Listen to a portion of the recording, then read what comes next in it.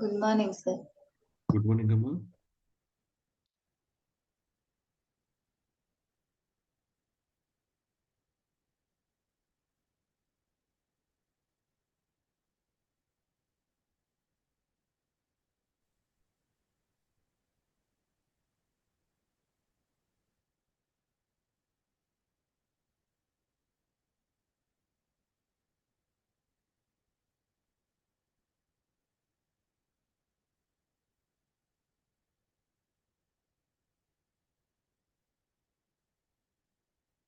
అర్థమవుతుందామా?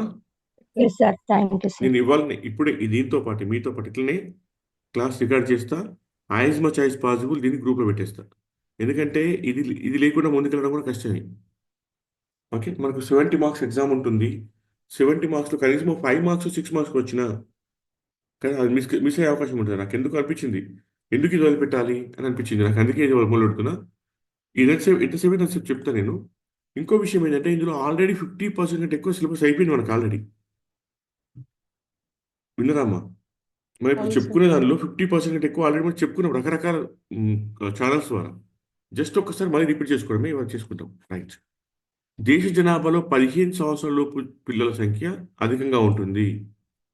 ఎందుకంటే మన దేశంలో యంగెస్ట్ యంగెస్ట్ పాపులేషన్ దేశం మనది. ఎందుకంటే మన జనాభాలో 42% జనాభా 15 ఇయర్స్ లోపు ఉంటారంట. ఎంతమంది? 42% జనాభా 15 ఇయర్స్ లోపల. ఏటా సంభవించే మరణాలు 35% మరణాలు అండర్ 5 జరుగుతున్నాయి. ఎంత? అండర్ 5 డెత్స్ ఎంత? 35%. అంటే ఒక 100 చనిపోతే అందులో అండర్ 5 డెత్స్ అని 35 అవుతున్నాయి. అంటే అంతమంది.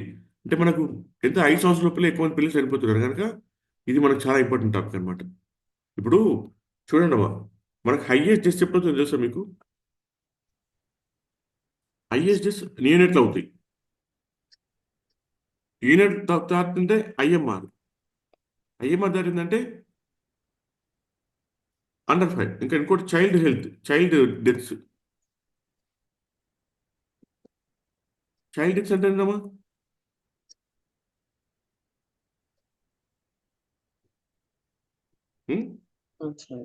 Below 5 years. ఎవరో చెప్పింది బిలో 5 years చైల్డ్ డెత్ అంటే? 1 to 4 years, sir. అమ్మా 1 to 4 years చైల్డ్ డెత్ అంటే 1 to 4 years. 1 to 4 years child death. గుర్తుపెట్టుకోండి, బిలో 5 years కాదు. ఎక్కడ వచ్చిన టాపిక్ మనకి 1 to 4 years అనేది? ఎక్కడ చెప్పుకున్నాం మనము? ఏదో క్లాస్లో చెప్పుకున్నాం ఇది 1 to 4 అనేది. ఇప్పుడు చూడండి, మనము నియోనెటల్ డెత్స్ కాపాడగలుగుతాం. ఎందుకంటే ఐఎంఆర్ ఫర్ ఎగ్జాంపుల్ 25 ఉంటే, అంటే 25 మంది ఇన్ఫాంట్స్ చనిపోతే ఫర్ ఎగ్జాంపుల్ ఒక ప్లేస్ అనుకుందాం, అందులో 15 వరకు నియోనెట్సే ఉంటున్నారు. అంటే 25 మంది పిల్లలు ఐఎంఆర్ చనిపోతే అందులో 15 మంది ఫస్ట్ 1 monthలో చనిపోతున్నారు. అంటే ఫస్ట్ మనం 1 monthలో చనిపోయే పిల్లల సంఖ్య తగ్గించడం అనుకో, ఆటోమేటిక్గా ఐఎంఆర్ తగ్గే అవకాశం కూడా ఉంది. మీకు ఐనాప్ చెప్పినా కదా, India new ban action plan ఏంటమ్మా? ఫస్ట్ వాళ్ళ ఉద్దేశం ఏంటి? వాళ్ళు ఏమంటున్నారు ఐనాప్ వాళ్ళు? ఐనాప్ ఏమంటుందమ్మా? నియోనెటల్ డెత్స్ అండ్ స్టిల్ బర్త్స్ని 2030 కల్లా బిలో 9 ఆర్ బిలో తీసుకురావడం. అంటే సింగిల్ డిజిట్, కనీసం 9 అంతకంటే తక్కువ. What's meaning of single digit? ఒక నెంబర్కి అంటే 9, అంటే 10 కంటే కిందికి రావాలి. ఎప్పటి వరకు? 2030 వరకు. ఇందులో నియోనటల్ డెత్స్ అండ్ స్టిల్ బర్త్స్లో గుర్తుపెట్టుకున్నాం, నియోనటల్ డెత్ అండ్ స్టిల్ బర్త్ని 9 కంటే తక్కువ తీసుకోవాలనేది మనకు ఐనాప్ యొక్క యాక్షన్ ప్లాన్ అనమాట. ఇండియా నో బ్యాన్ ప్రోగ్రామ్ యొక్క యాక్షన్ ప్లాన్. రైట్, గుర్తుపెట్టుకోవాలి విషయాన్ని. Okay,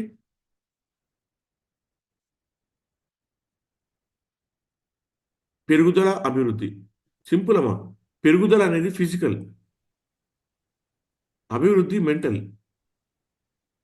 ఆవేశాలు emotional, social. ఈ 4 కాంపోనెంట్స్ ఉంటాయి మనకు డెవలప్మెంట్లో.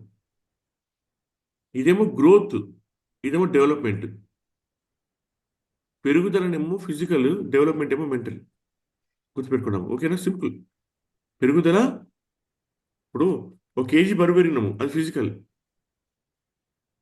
ఇట్లా ఈ బరువు, ఎత్తు, భుజము చుట్టుకొలత, నడుము చుట్టుకొలత, వీటిని ఏమంటారు తెలుసా?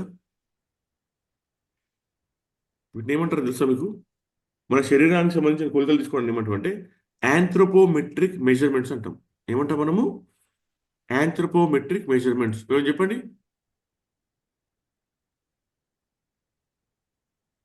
Anthropometric measurement. ఆంథ్రోపోమెట్రిక్ మెజర్మెంట్స్ అంటే ఎత్తు, బరువు, భుజం చుట్టుకొలత, నడుము చుట్టుకొలత ఇట్లాంటివి తీసుకోవడాన్ని ఏమంటాం మనము? ఆంథ్రోపోమెట్రిక్ మెజర్మెంట్స్ అంటాం. రైట్.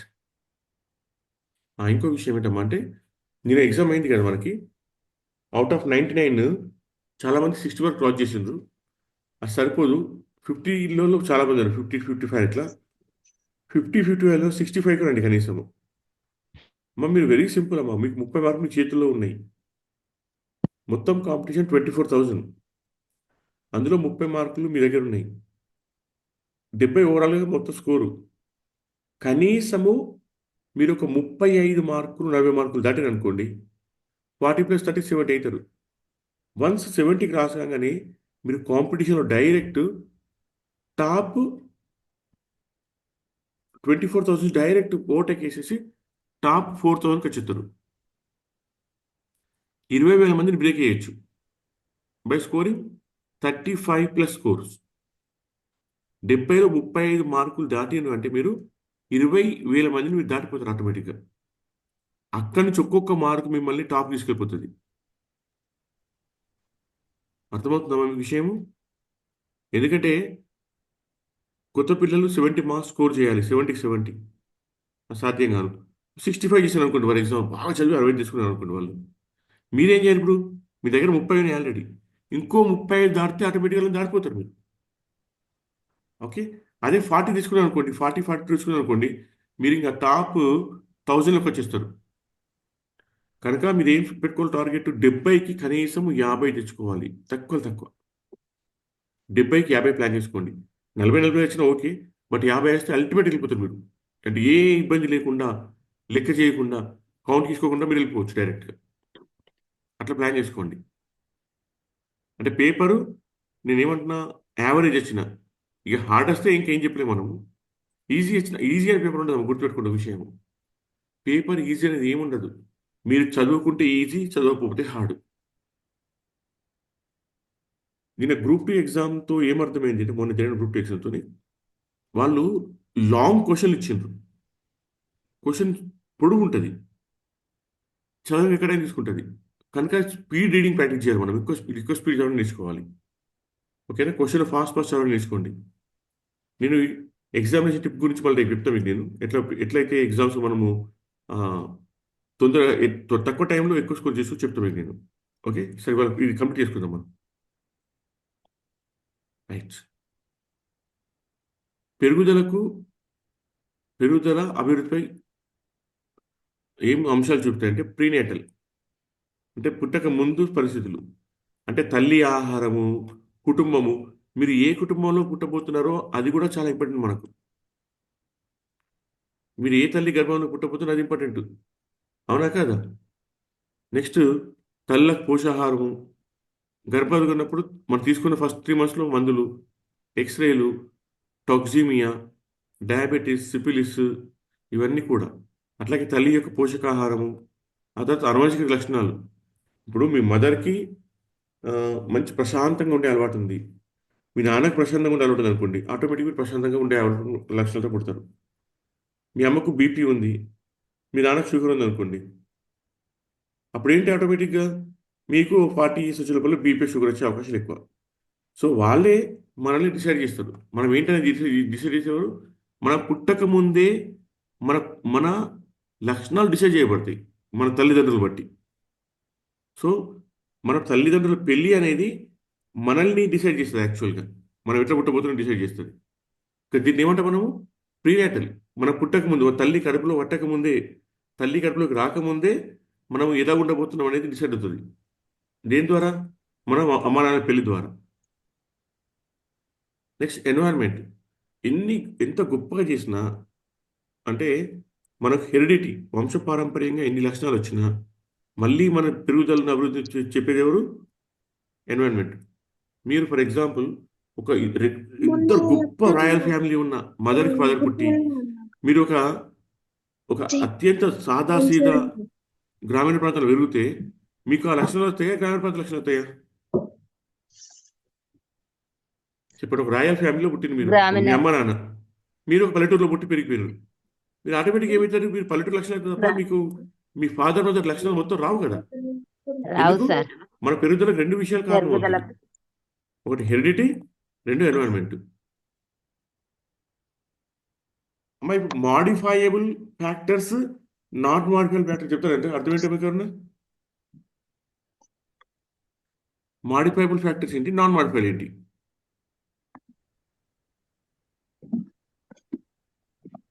ఇప్పుడు మనము మార్చదగినవి, మనం మార్చలేనివి. Good morning sir. ఇప్పుడు కవిత భాష. Hello, good morning sir. Good morning. Non modifiable gender height. Can you modify your husband? Sorry, father and mother? మార్చలేము sir. Can you modify your husband? Option sir. Okay, ఇంత simple అమ్మా ఇది. ఇప్పుడు చాలా మంది అంటున్నారు అనమాట, సార్ ఎందుకు మా అమ్మ నాన్న పేరే ఉండాలి సర్టిఫికేట్లో, మా హస్బెండ్ పేరు ఎందుకు ఉండద్దు అంటారు అనమాట. You can change your husband but you can't change your father and mother. అర్థమవుతుందా? ఇది అంత సింపుల్ అనమాట. ఓకే, తల్లిదండ్రులు మారుతారా? మార్చలేదు. మాడిఫైయబుల్ కాదు, అది నాన్ మాడిఫైయబుల్.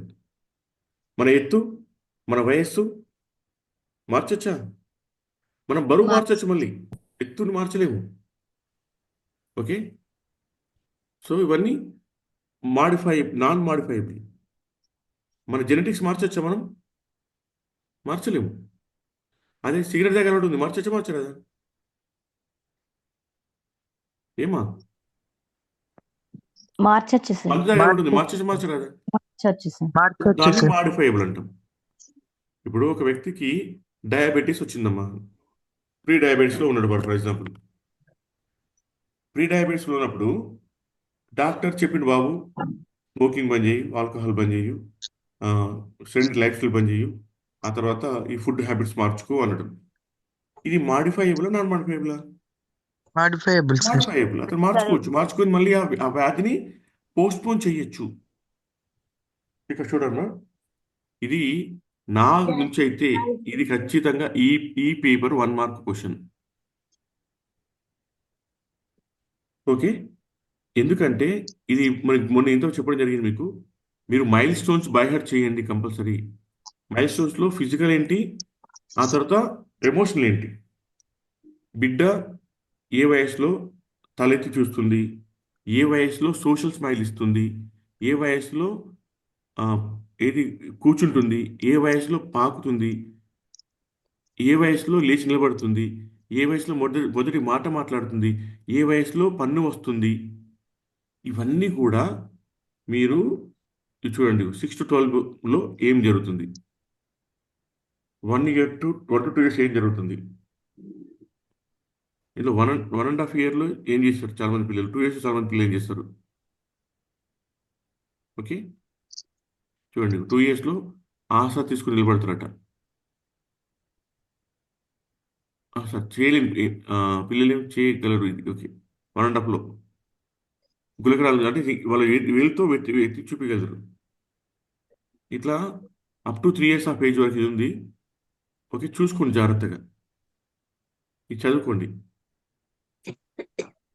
ఇక దశలమ్మ ఏజ్లో ఏమంటాం మనము, పుట్టినప్పుడు new birth, neonate, new born, first 4 weeks. Infancy, శిశు దశ, శిశు దశ. యాక్చువల్గా ఒక్క నెల కాదు, 0 నుంచి 0 నుండి కదా. టాడ్లర్ అంటే 3 years వరకు, 1 to 3 years toddler. Pre school అంటే 3 to 5 years. Okay, school going 5 to 12 years. చూడండి, అడల్ట్స్ 10 to 19 స్పష్టంగా ఇచ్చింది ఇక్కడ. మరి మీకు అదే చెప్పిన 9 to 19 అంటారమ్మా, కొంచెం 10 to 19, బేసిక్గా 9 to 19, 10 to 19. సో 10 నుంచి 19 ఇక్కడ ఆలోచన అంటున్నాడు. క్లియర్ గుర్తుపెట్టుకోండి. ఏది ఫైనల్ లాస్ట్కి మనకు? శంకర్ సారా బుక్క? Book sir. Very good. రేపు ఎగ్జామ్లో వస్తే మీరు ఫర్ ఎగ్జాంపుల్ ఇంకొక మ్యాటర్ చదువుకునే ఒక దగ్గర అప్పుడు ఏం చేయాలి? ఏం ఫైనల్ చేసుకోవాలి మనము? బుక్లో ఉన్నది ఫైనల్ చేసుకోవాలి. బుక్లో ఉన్నది మనకు అథెంటిక్ ఫైనల్. దట్టు గవర్నమెంట్ బుక్లో ఉన్నది ఫస్ట్ ప్రయారిటైజ్ చేసుకోవాలి. మన గవర్నమెంట్ బుక్లో వస్తుంది రాదని ఇక్కడ రూల్ ఇక్కడ లేదు, బట్ గవర్నమెంట్ బుక్లో ఫస్ట్ ప్రయారిటీ చేసుకోవాలి. ఓకేనా? ఇప్పుడు మీరు వేరే అన్ని చదువుతున్నారు రకరకాల సోర్స్ నుంచి. సో వేరే వారు ఎక్కడి నుంచి అయినా రాని నాలెడ్జ్ ఎక్కడి నుంచి అయినా రాని తీసుకోవాలి, తప్పలేదు. నెక్స్ట్ అప్పుడే పుట్టిన పరీక్షించడం, న్యూ బార్న్ పరీక్షించడం, దీన్ని ఏమన్నా మనము ఆఫ్గార్ స్కోరింగ్ అంటాం. మనం చెప్పుకున్నాం ఆఫ్గార్ స్కోరింగ్. ఆఫ్గార్ స్కోరింగ్ రానోళ్ళు ఎగ్జామ్ రాయడం మానేయాలి.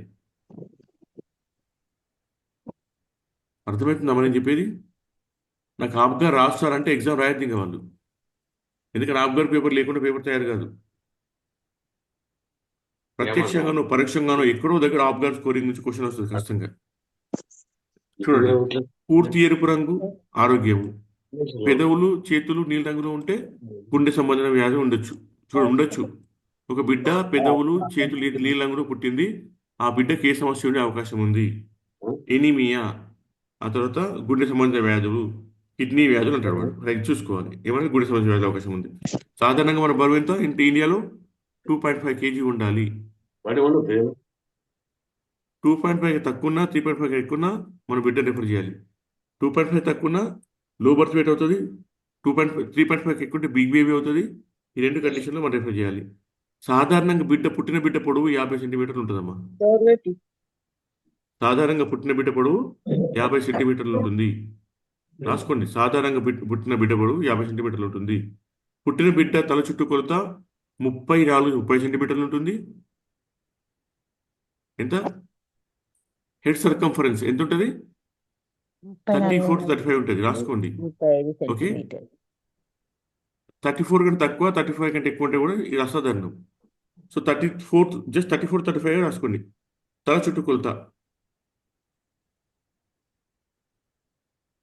అట్లాగే క్లిప్ ఉందో క్లిప్ ప్యాలెస్ ఉందో చూసుకోవాలి. అంగిలి చీలిక ఉందో చూసుకోవాలి. మ్యూకస్ ఉందో చూసుకోవాలి. ఒకవేళ మ్యూకస్ ఉంటే ఈసోఫేజియల్ అట్రేషియాకు నిదర్శనమట. నోటిలో మ్యూకస్ ఎక్కువ ఉంటే అది ఈసోఫిగల్ అట్రేషియాకు నిదర్శనమట.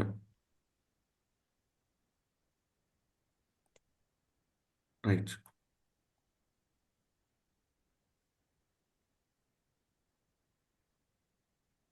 బిడ్డ తన జీవితంలో పుట్టిన తర్వాత మొట్టమొదటిసారిగా పాస్ అయి చేసే మోషన్ ఏమంటాం మనము? మలవిసర్జన ఏమంటాం మనము? మెకోనియం. ఒకవేళ మెకోనియం కనుక బిడ్డ ఆ, పుట్టక ముందే పాస్ చేస్తే దాన్ని ఏమంటాం మనం? అప్పుడు ఏం జరుగుతుంది? Very good, shows fetal distress. Very good, అది ఫీటల్ డిస్ట్రెస్ చూపుతుంది. అప్పుడు ఏ రంగులో ఉంటుంది? అది గ్రీన్ కలర్. గ్రీన్ కలర్ ఉంటుంది. Very good. చూడండి రిఫ్లెక్సెస్ అమ్మా, ఇగో రిఫ్లెక్స్ ఇవన్నీ వచ్చినాయి కదా. Moro reflex, rooting reflex. శిశువు నేరుగా పడుకున్నప్పుడు అరచేతుల్లో శిశువు బుగ్గి చెక్కిలిని తగిలిన వెంటనే అటువైపు తల్లిపాలకు వెతుకున్న బిడ్డ ఎక్కడ తాకితే ఇట్లా తాకితే తల్లిపాలకు వెళ్తాడు. రూటింగ్ అది. So rooting reflex. చేతులు ఉలికిపడము Moro reflex. Moro reflex 4 to 6 months లోపల ఆగిపోతుంది. ఎందుకంటే బిడ్డకు న్యూరల్ డెవలప్మెంట్ కాదు కనుక, నాడీ సంబంధమైన అభివృద్ధి కాదు కనుక బిడ్డకు 4 to 6 months లోపల ఫస్ట్ ఉండదు కనుక, న్యూరల్ డెవలప్మెంట్ ఉండదు కనుక బిడ్డకు 4 to 6 months వరకు పిడికిళ్ళు ఇట్లా ఎగిరేస్తారు పైకి. పుట్టినప్పటి నుంచి 6 నెలల దాకా జరుగుతుంది ఇది. 6 months దాటిన తర్వాత కూడా పిడికిలు ఎగరేం జరిగితే బిడ్డకు నాడీ సంబంధమైన డెవలప్మెంట్ కాదని అర్థము. అర్థమైందమ్మా? ఒకవేళ 4 to 6 months తర్వాత కూడా బిడ్డ అట్లనే ఎగిరేస్తే బిడ్డకు నాడీ సంబంధమైన వ్యాధి ఉందని అర్థము. ఇక చేతి వేలును అరచేతిలో గురించి పట్టుకుంటే గ్రాస్పింగ్ రిఫ్లెక్స్. నోట్లో వేలు పెడితే చీకడము సక్లింగ్ రిఫ్లెక్స్. ఇవి అయిపోయినాయి రిఫ్లెక్సెస్ మనం ఆల్రెడీ చెప్పుకున్నాము. మళ్ళీ ఒకసారి రిపీట్ చేసుకున్నాం.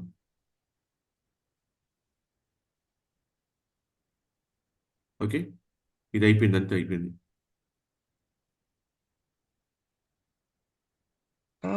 ఏంది నేను మొదటి 3 రోజుల్లో బిడ్డ బరువు తగ్గుతుంది. ఎందుకంటే వాటర్ మరియు నెపోనియన్ పాస్ కావడం వల్ల బరువు తగ్గుతుంది. ఆ తర్వాత బరువు పెరుగుకుంటూ పోతుంది. ఫస్ట్ 3 డేస్ బరువు తగ్గుతుంది. ఎందుకు? మెకోనియం పాస్ చేయడం వల్ల ప్లస్ ఫ్లూయిడ్స్ తగ్గడం వల్ల. ఆప్గర్ స్కోరింగ్ అమ్మా. ఆప్గర్ స్కోరింగ్ ఎట్లా ఉంటుంది? ప్రతి టాపిక్ కూడా 0, 1, 2 ఉంటుంది. ఓకే, 0, 1, 2 ఉంటుంది.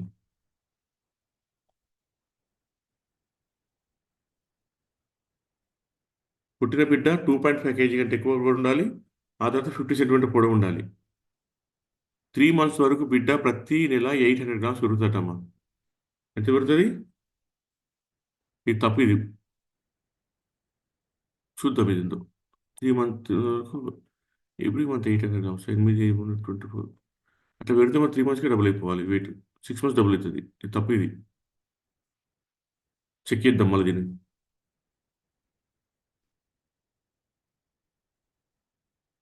ఒకసారి ఆలోచించండి. 3 months వరకు కనుక 8, 8, 8, 8, 8, 3 24 అవుతుంది 3 monthsకి. పుట్టిన బేబీ ఎంత బరువు ఉంటుందని చెప్పిన 2.5 kg ఉంటుంది. ఎప్పుడు డబుల్ అవుతుందమ్మా బిడ్డ? మనం చెప్పింది ఎప్పుడన్నా మీకు నేను 5 months కి డబుల్ 5 months లేదు, 6 months డబుల్ అవుతుంది. ఎప్పుడు త్రిబుల్ అవుతుంది? 1 year కి సార్. 1 year త్రిబుల్ అవుతుంది. మరి ఇప్పుడు ఇట్లా ఈ లెక్క ప్రకారం 3 monthsకే డబుల్ అవుతుంది. 4 to 6 months బిడ్డ 600 గ్రామ్స్ పెరుగుతుందంట. 7 to 9 బిడ్డ 400 గ్రామ్ పెరుగుతుంది. అంటే వయసుతో పాటు పెరుగుదల తగ్గుతుంది, స్పీడ్ తగ్గుతుంది. 10 to 12 months బిడ్డ నెలకు 200 గ్రామ్స్ పెరుగుతుంది. ఇది ఇంపార్టెంట్. పుట్టినాక ఏడాదికి పుట్టినప్పటికంటే 3 times బరువు పెరగాలి. అంటే 2.5 kg పుట్టిన బిడ్డ 1 yearకి ఏం కావాలి? ఏమి కనీసము ఎంత బరువు కావాలమ్మా? 7.5. ఎంతైతే 7 ఆలోచించండి. ఎంత అవుతుంది? 3 times. చెప్పండి అమ్మా. Sir 7.5 sir. 7.5 సరే, 5 సార్. 7.5 kg పెరుగుతుంది బరువు 3 times. ఓకే, నేను అనేది ఏంటంటే ఇవన్నీ ఓకే నాకు, కానీ ఇది ఒకటే ఒక డౌట్ ఉంది నాకు. 800 గ్రామ్స్ ఉండకపోవచ్చు, తక్కువ ఉంటుంది ఏమన్నా. సరే, బుక్లో ఉంది, ఇది చూడండి.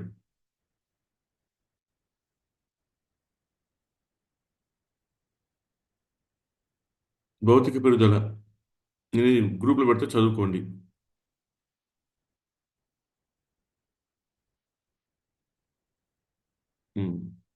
మళ్ళీ తెచ్చిండు.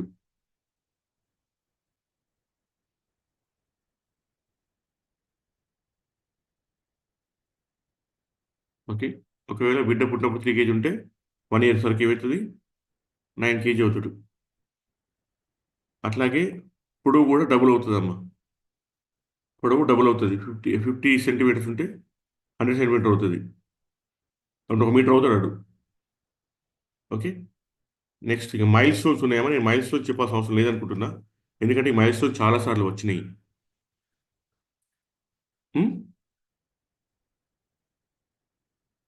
చూడండి, మైల్ స్టోన్స్ ఏంటి ఇక్కడ? 1 to 3 months లోపల తల్లిని గుర్తుపడుతుంది. ఎట్లా గుర్తుపడుతుంది చెప్పు? తల్లిని చెప్పడం మనము ఎట్లా గుర్తుపడుతుంది తల్లిని? వెరీ గుడ్, వాసన ద్వారా గుర్తుపడుతుంది. అందుకే మదర్కి ఏం చెప్పాలి? ఆమె హెయిర్ స్టైల్ వాసన. Hair style, very good. Hair style మార్చొద్దు, సెంట్లు స్ప్రే చేసుకోవద్దు తల్లి. అప్పుడు బిడ్డ కన్ఫ్యూజ్ అవుతుంది ఎవరని చెప్పేసి. ఇప్పుడు చిన్నపిల్లలు చూసిందా? పాక్కుంటా వాళ్ళ అమ్మ చీరని తీసుకుపోతుంది, అమ్మ దగ్గర పోతుంది ఆమె అనుకుంటుంది. ఒకవేళ అమ్మ చీరని వేరే అనుకుంటే ఆ దగ్గర ఉంటుంది ఆమె. ఎత్తుకున్న తర్వాత అప్పుడు చూస్తే చెక్ చేసుకుంటుంది, ఇదేంది కొత్తగా ఉంటుంది అనుకుంటుంది. అప్పటిదాకా తల్లి అనుకుపోతుంది ఆమె. బిడ్డకి ఏం తెలుసు? ఆ అమ్మ వాసన తెలుసు, ఆ చీర వాసన తెలుసు, గుర్తుపడుతుంది అని. ఓకే, చూడండి. పోస్టీరియర్ పాంటనీలో మూసుకుపోతుంది ఫస్ట్ 3 monthsలో. ఎప్పుడు మూసుకుపోతుంది పోస్టీరియర్ పాంటనీలో? మనం చెప్పుకున్నాము 6 weeks to 12 weeks అని చెప్పుకున్నాము. గుర్తుందా మీకు ఎవరికైనా? ఉంది. పోస్టీరియర్ పాంటనీలో దీన్ని ఏమన్నా మనము?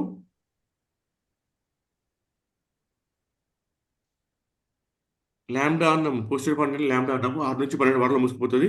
సో ఇక్కడ ఏమన్నా మనము 1 to 3 months కనుక పోస్టెడ్ ప్యాంటైన్లో మూసుకుపోతుంది. దీన్ని ల్యాండా అంటాము, పోస్టెడ్ ప్యాంటైన్ను. తల ఎత్తడానికి ట్రై చేస్తుంది. ఓకే, కళ్ళ కదలిక సాధారణంగా ఉంటుంది.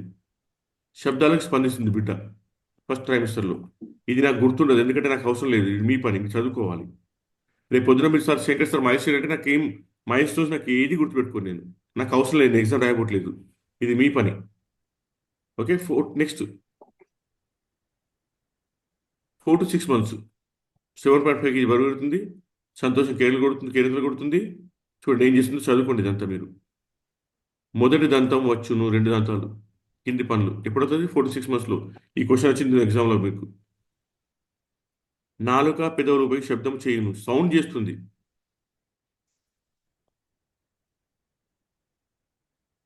పిల్లలు ఎట్లా నేర్చుకుంటున్నావు భాష?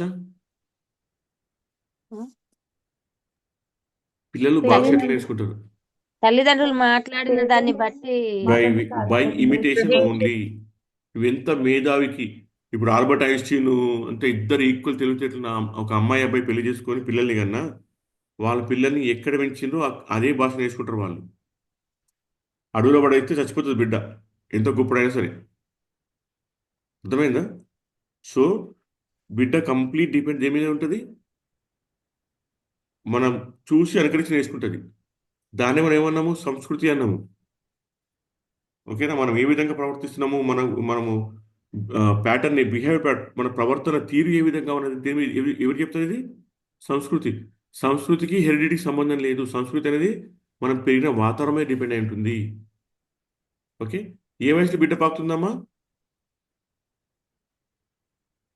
7 to 9 months బిడ్డ పాకుతుంది. ఓకే, నెక్స్ట్ 10 to 12 monthsలో బిడ్డ బరువు 10.5 kg అవుతుంది. ఎత్తు 73 సెంటీమీటర్ అవుతుంది. ఎందుకంటే మనం ఏమనుకున్నాం ఇంతకుముందే, పుట్టినప్పుడు 50 ఉంటే 1 year వరకు ఎంత డబుల్ కావాలి? ఇది 100 సెంటీమీటర్ కావాలి యాక్చువల్గా ఈ 12 months కనుక. శిశువు లేచి నిలబడి ప్రారంభిస్తుంది. 6 to 8 teeth వస్తాయి. ఎన్ని వస్తాయి పనులు? 6 నుంచి 5 పనులు వస్తాయి. ఎప్పుడు? 10 నుంచి 12 నెలల మధ్యలో 2-3 మాటలు కలిపి మాట్లాడుతుంది బిడ్డ. మొదటి మాట ఎప్పుడు మాట్లాడుతుందమ్మా? 7 to 9 monthsలో అత్త అనే మాట మాట్లాడుతుంది. అంటే ఇక్కడ మాట ట్రై చేస్తుంది 6 months వరకే. 6 months వరకు మాట ట్రై చేస్తుంది. 7 to 9 monthsలో చిన్న చిన్న పదాలు మాట్లాడుతుంది. చూసుకోండి ఇవన్నీ సోషల్ డెవలప్మెంట్. ఇది చదువుకోండి మీరంతా. ఇంకా ఇదంతా మీరు చదువుకొని వదిలిపెడుతున్నా, ముందుకు వెళ్ళిపోతున్నా, ఎందుకంటే ఇవన్నీ టాపిక్స్ అయిపోయినాయి మనకు. బిడ్డను మనము గుర్తుపట్టేది దేంతోని? రోడ్ టు హెల్త్ చార్ట్ ద్వారా. దీనిలో ఏంటంటే రోడ్ టు హెల్త్ చార్ట్లు ఏముంటాయి మనకు? డేవిస్ మోర్లే అయితే తయారు చేసిండు. దీనిలో 2 కాంపోనెంట్స్ ఉంటాయి. ఏంటది? ఏంటమ్మా? బరువు, ఎత్తు. సంబంధం లేదు. వయస్సు, బరువు వయస్సు మాత్రమే. ఇక్కడ వయస్సు ఉంటుంది, ఇక్కడ బరువు ఉంటుంది. ఇది ఇట్లా వేసుకుంటారు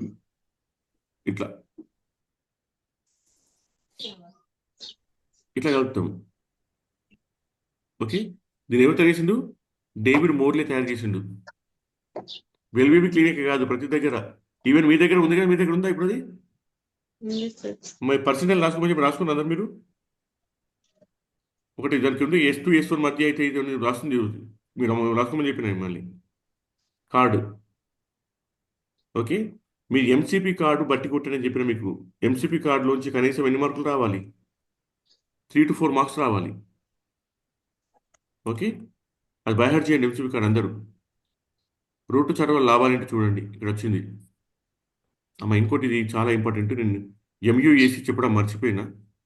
మిడ్ అప్పర్ ఆర్మ్ సర్కంఫరెన్స్ రాసుకోండి. మిడ్ అప్పర్ ఆర్మ్ సర్కంఫరెన్స్, దండ చేయి మధ్య భాగము చుట్టుకొలత.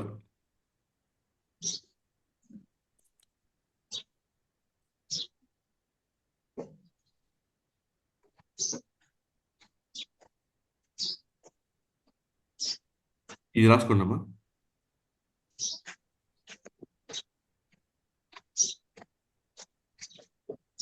ఎవరిదమ్మా ఈ సౌండ్? పుష్ప, మ్యూట్ చేసుకోండి మీరు. ఆ, చూడండి అమ్మా, ఇక్కడ ఇది కనబడుతుంది మీ అందరికీ. ఇది అమ్మా, ఒకవేళ మనము బిడ్డ యొక్క దండ చేయటం కదమ్మా, తెలుసు కదా, భుజం మధ్య భాగముకి టేప్తో కొలిస్తే అది ఒకటి ఉంటుంది, కలర్ టేప్. ఆ కలర్ టేప్ ఎటు ఉంటుందంటే ఇగో ఇట్లా ఇటుంటుంది ఉండి, ఇది రెడ్ కలర్లో ఉంటుంది.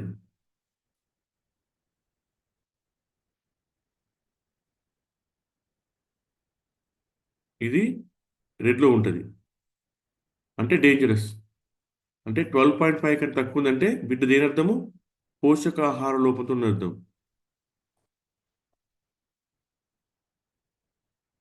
ఒకవేళ 12.5 to 13.5 మధ్యలో ఉంది అనుకోండి బిడ్డ, ఇది ఎంయుఎసి, ఇది కొద్దిగా లోపం ఉండొచ్చు. ఒకవేళ ఇది కనుక ఆకుపచ్చ రంగు ఉంది అనుకోండి, అంటే 13.5 to 17.5 ఉంది అనుకోండి, ఇది ఏం సూచిస్తుంది? నార్మల్ సూచిస్తుంది. రాసుకోండి. ఎంత? 12.5 కంటే తక్కువ ఉంటే, 12.5 కంటే తక్కువ ఉంటే, 12.5 సెంటీమీటర్ కంటే తక్కువ ఉంటే పోషకాహార లోపం సూచిస్తుంది, తీవ్ర పోషకాహార లోపం. ఒకవేళ 12.5 to 13.5 మధ్యలో ఉంటే ఇది మ్యామ్ సూచిస్తుంది, moderate acute mall nutrition. 12.5 below ఉంది, ఫర్ ఎగ్జాంపుల్ 11 ఉందనుకోండి ఎంయుఎసి, మిడ్ అప్పర్ ఆర్మ్ సర్కంఫరెన్స్ 11 ఉంటే అర్థం ఏంటి? బిడ్డ తీవ్ర పోషకాహార రూపం ఉంది, సివియర్ యాక్యూట్ మ్యాల్ న్యూట్రిషన్ సూచిస్తుంది. 12.5 to 13.5 మధ్యలో ఉంటే అది మ్యామ్ సూచిస్తుంది, మోడరేట్ యాక్యూట్ మ్యాల్ న్యూట్రిషన్ సూచిస్తుంది. ఒకవేళ 13.5 అబోవ్ ఉందనుకోండి, సరే తప్పొచ్చింది, ఇది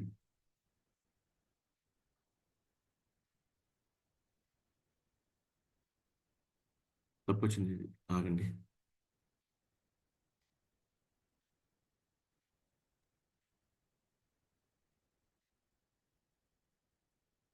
లేదా మీరు తప్పు ఉంది బొమ్మ, నేను మళ్ళీ చెప్తాను, కాదండి, ఇది రాయకండి దీన్ని.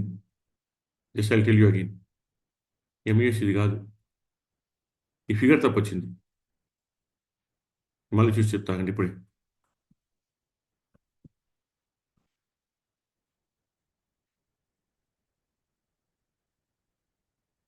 ప్రతి బిడ్డ శ్రద్ధగా చూసి బిడ్డ యొక్క ఆరోగ్యం రహదారి నమోదు చేయాలి. మిడ్ అప్పర్ ఆర్మ్ సర్కంఫరెన్స్ చెప్తూ తీసుకోవాలి. బట్ ఇది ఎంతో నీకు ఎంఈఎసి మీకు రాయిస్తా, లేకపోతే నేను మీకు మళ్ళీ షేర్ చేస్తా. ఆ ఫోటో తప్పొచ్చింది యాక్చువల్గా. అది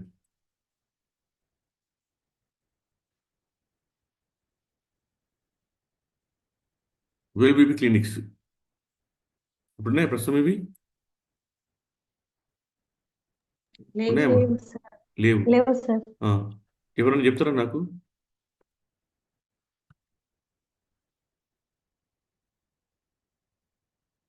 బిఎఫ్హెచ్ఐ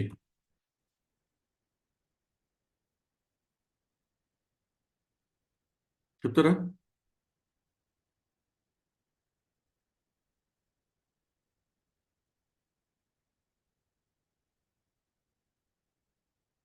రాసుకోండి, బిఎఫ్హెచ్ఐ, baby friendly hospital initiative.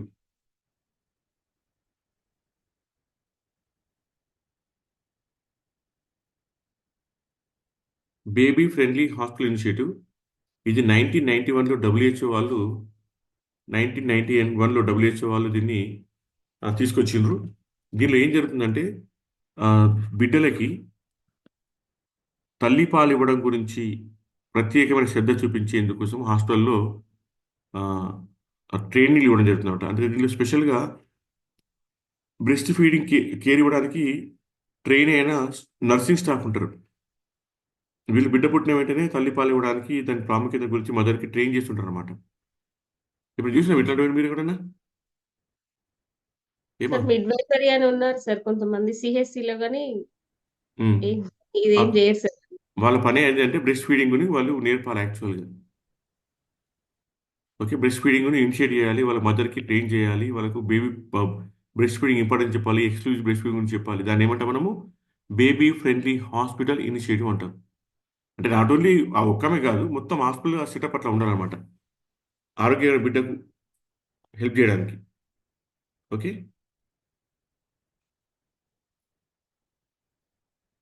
Baby friendly hospital initiative గుర్తుపెట్టుకోండి. ఇది చదువుకోండి అంత మీరు ఇంకా. ఇప్పుడు అది ప్రస్తుతం అవి లేవు మనకని. ఉమ్, ఇదొకటి. 2 months లోపల బిడ్డను మనం చూసుకోవాలి. ఒకవేళ ఏమైనా సమస్య ఉంటే గుర్తించాలి. ముఖ్యంగా బ్యాక్టీరియల్ ఇన్ఫెక్షన్ ఉంటే ఏముంటుంది? శ్వాస ఎంత ఉండాలమ్మా బిడ్డకు మామూలుగా అయితే?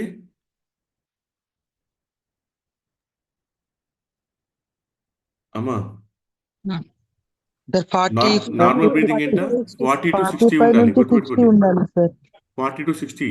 60 కంటే ఎక్కువ ఉన్నా, 40 కంటే తక్కువ ఉన్నా బేబీలో ప్రాబ్లం ఉంది, గుర్తుపెట్టాలి. 60 మించిందంటే బేబీకి ఇన్ఫెక్షన్ అని అర్థం. అట్లాగే చెస్ట్ ఇన్ డ్రాయింగ్ చూసుకోవాలి. అట్లాగే శ్వాస తీసుకునే ఇబ్బంది అవుతుంది, ఏమైతే చెప్పండి సార్ నాకు. బిడ్డ శ్వాస తీసుకునే ఇబ్బంది అయితే మనకు ఫస్ట్ కనబడే లక్షణం ఏంటి?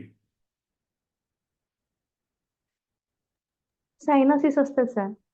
మనం చూస్తే గుర్తుపడతాం, సైనసెస్ కాకుండా. సార్ పక్క లేగేస్తారు సార్. ఛాతీని పక్క వెరీ పక్క గుడ్. ఎగరేస్తారు చెస్ట్ సార్. పక్క చెస్ట్ వెరీ గుడ్ అమ్మా. చెస్ట్ ఇన్ డ్రాయింగ్ ఉంటుంది. దీంతో పాటు ముఖ్యంగా గుర్తుపెట్టుకోండి, ఈ ముక్కు పుటలు ఉంటాయి కదా, గాలి ఆడాక ముక్కు పుటలు విడలిపోతాయి. ముక్కు పుటలు విడలిపోతాయమ్మా. ఉం? అట్లాగే టెంపరేచర్ కూడా రైజ్ అవుతుంది. ఇవన్నీ లక్షణాలు, బ్యాక్టీరియల్ ఇన్ఫెక్షన్ లక్షణాలు ఉన్నాయి, ఇక్కడ చూసుకోండి. అట్లాగే డయేరియా లక్షణాలు ఉన్నాయి, ఇది చూసుకోండి. ఇది రొట్టు హెల్త్ చార్ట్ అమ్మా. నేను మీకు ఇది చెప్పిన, ఇది ఇది ఇది బయట ఏమని చెప్పిన నేను గుర్తుంది అందరికీ? ఇప్పుడు రేపు పొద్దున ఇది ఇది రావచ్చు ఇట్లా, మోడరేట్ అండర్ వెయిట్ ఎంత, సివియర్ అండర్ వెయిట్ ఎంత. ఒక బిడ్డ 3 HG కంటే తక్కువ ఉంది, ఆ బిడ్డ ఎందులో ఉండొచ్చు. 2 to 3 years మధ్యలో ఉంది అంటే ఏంటి అర్థము అంటాడు అతను. So you have to think about it. ఫాస్ట్గా ముందుకు వెళ్ళిపోదాము ఇది దాటేసి. నేను చెప్పిన మీకు ఆల్రెడీ, ఇది కూడా చూసుకోండి. అనారోగ్యం అంటే ఏం చేయాలి మనము? నెక్స్ట్, బిడ్డకి ఏం కావాలి పుట్టినప్పుడు? పరిశుభ్రత, వెచ్చదనము, నిద్ర, రక్షణ, స్నానము, ఆహారము. ఇంకో ఇది చూడండి, ఇక్కడ మెకోనియం పాజిటివ్ గురించి ఇచ్చిండు. కొలెస్ట్రాల్ ఇవ్వడము, ఆ తర్వాత డిమాండ్ ఫీడింగ్, ఎప్పటికప్పుడు పాలించుకుంటూ ఉండాలి. ఓకే, బిడ్డకు పాలిసిన తర్వాత ఏం చేయాలి? భుజం వేసుకుని కుట్టాలి, బర్ఫ్ చేయాలి. దానివల్ల ఏమవుతుంది? గాలి బయటకు వచ్చేస్తుంది. వామిటింగ్ చేసుకోదు బిడ్డ అప్పుడు అట్లా చేస్తే. ఇవన్నీ చూసుకోండి అమ్మ. ఇది చూడండి, ఎన్నిసార్లు వచ్చింది ఆపుకొట్టుకోనికి ఇప్పటికి? 30 సార్లు వచ్చిందా మన బుక్లో? చెప్పండి.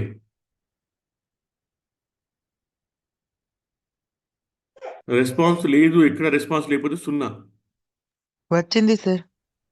తక్కువ చాలా రెస్పాన్స్ ఉంటే 1, మంచి రెస్పాన్స్ ఉంటే 2.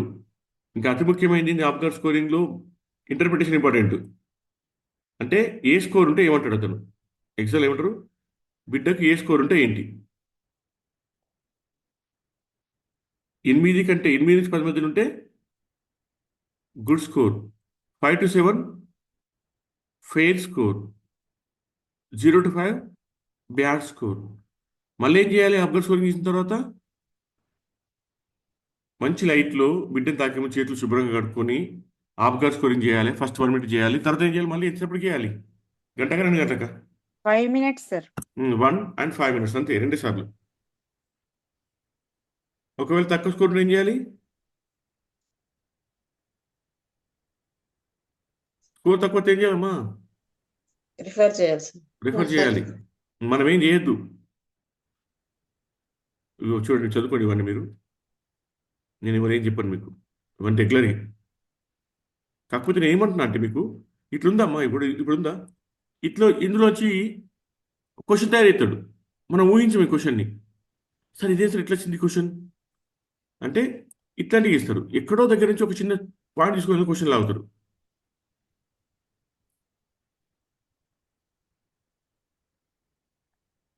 ఉమ్. పుట్టుకతో వచ్చే సమస్యలు ఎనన్కెపాలి, మైక్రోకెపాలి, వెన్నుపాము సమస్యలు, హైడ్రోకెపాలి చెప్పిన మీకు. జీర్ణవ్యవస్థ సమస్యలు, శ్వాసకోశ సమస్యలు, రక్త ప్రసరణ, విసర్జన వ్యవస్థ, ఆ తర్వాత కురూపము, నివారణ చర్యలు, సెరెబ్రల్ పాలసీ. ఇది మొన్న ఎగ్జామ్లో వచ్చింది. బెల్స్ పాలసీ ఏ నరము దెబ్బతినడం వల్ల ఫేషియల్ పాలసీ వచ్చిందన్నారు ఈ క్వశ్చన్ ఎగ్జామ్లో. ఫోర్సెప్ డెలివరీ చేసినప్పుడు సెవెంత్ క్రేనియల్ నరం దెబ్బతినే అవకాశం ఉంది. దీని ఏమంటారు వాళ్ళు? బెల్స్ పాలసీ అంటారు. ఇది ఎగ్జామ్లో మొన్న వచ్చింది, రాసుకోండి. రూటింగ్ రిఫ్లెక్స్ లేకపోవడం దేనికి సంబంధము? బెల్స్ పాలసీకి సంబంధము, రాసుకోండి. సో క్వశ్చన్స్ ఎక్కడి నుంచి ఆకాశం చూడిపడవు, మనం సింపుల్ నుంచి క్వశ్చన్లు వస్తాయి. Facial palsy or Bell's palsy అయినప్పుడు ఏ నరం దెబ్బతింటుంది? 7వ క్రేనియల్ నరం దెబ్బతింటుంది, 7th క్రేనియల్ నరం దెబ్బతింటుంది.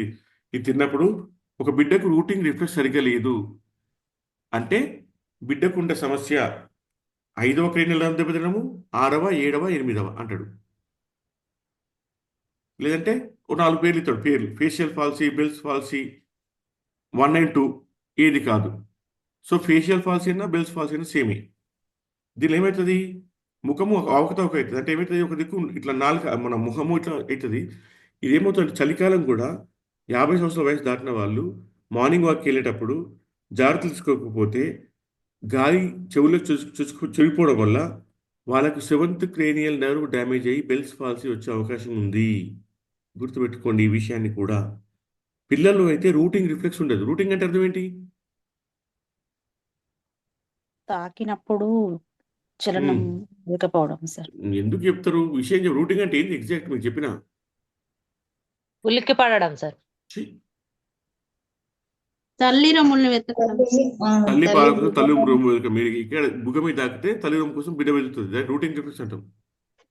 ఎన్నిసార్లు ఇప్పుడు మీకు మళ్ళీ మొదటికి వచ్చినా నాకు అర్థం కాదు. ఎన్నిసార్లు ఇప్పుడు రూటింగ్ రిఫ్లెక్స్ గురించి నేను రిఫ్లెక్స్ 1 మార్క్ గ్యారంటీ బట్టి కొట్టమని చెప్పిన మళ్ళీ మొదలు పెడతారు మీరు. బ్రేకియల్ పాలసీ, బ్రేకియల్ నర్వ్ దెబ్బతినడం, బ్రీచ్ పేషెంట్ వల్ల సాధ్యం అవుతుంది. భుజం స్థానభ్రంశం చెందుతుందంట. చెయ్యి కదలలేకపోతాడు, రాసుకోండి. ఇది కూడా బ్రేకియల్ పాలసీ. ఒక బిడ్డ చెయ్యి కదల్చలేకపోతుంది, మోచేయి వద్ద ముందుకు ఉంది. ఇది ఏ సమస్య అయి ఉండొచ్చు అంటాడు. So that is brachial policy. Next ఇది చూడండి. బ్రేకియల్ పాలసీలో మోరో రిఫ్లెక్స్ ఉండదు. చూడండి అమ్మా, బ్రేకియల్ పాలసీ ఏముండదు, మోరో రిఫ్లెక్స్ ఉండదు. ఇది తలపోతుంది నాకు, రాసుకోండి.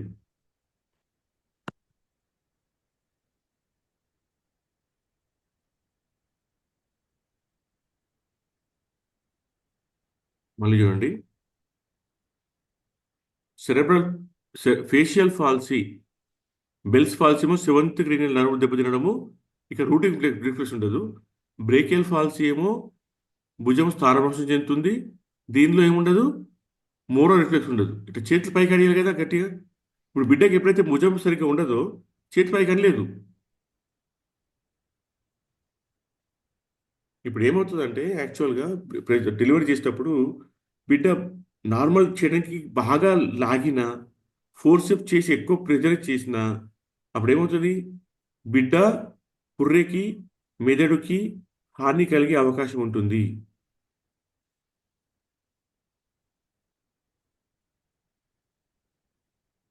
తలకు దెబ్బతలతో ఏమవుతుంది? కాఫుట్ సక్సిడమ్, కెఫాలో హెమటోమా, ఇంట్రాక్రేనియల్ హెమరేజ్, పుర్రె మధ్య రక్తస్రావము వస్తుంది.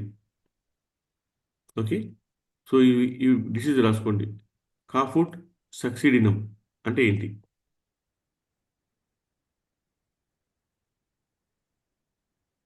కెఫాలో హెమటోమా అంటే కెఫాలో అంటే ఏంటమ్మా? స్కల్లో హెమటోమా అంటే ఏమైతే లోపల రక్తస్రావం జరుగుతుంది. ఓకే, నేను చెప్పనివన్నీ ఇంట్రా క్రేనియల్ హిమరేజ్ అంటే క్రేనియల్లో మధ్యలో పుర్రె మధ్యలో రక్తస్రావము. పేరు సింపుల్, పేరు బట్టి చెప్పారు. ఇంట్రా అంటే మిడిల్, క్రేనియల్ అంటే పుర్రె మధ్యలో రక్తస్రావం ఇంటర్క్రేనియల్ హిమరేజ్. సో దీనివల్ల ఏమవుతుంది? శ్వాసకు ఇబ్బంది అవుతుంది బిడ్డకి, ఆబ్గస్వరం తగ్గుతుంది. Next anoxia intracranial haemorrhage. దీనివల్ల అంటే ఒకవేళ బిడ్డ కనుక తక్కువ బరువు పుడితే, నెలలు ముందు పుడితే ఇది జరుగుతుంది.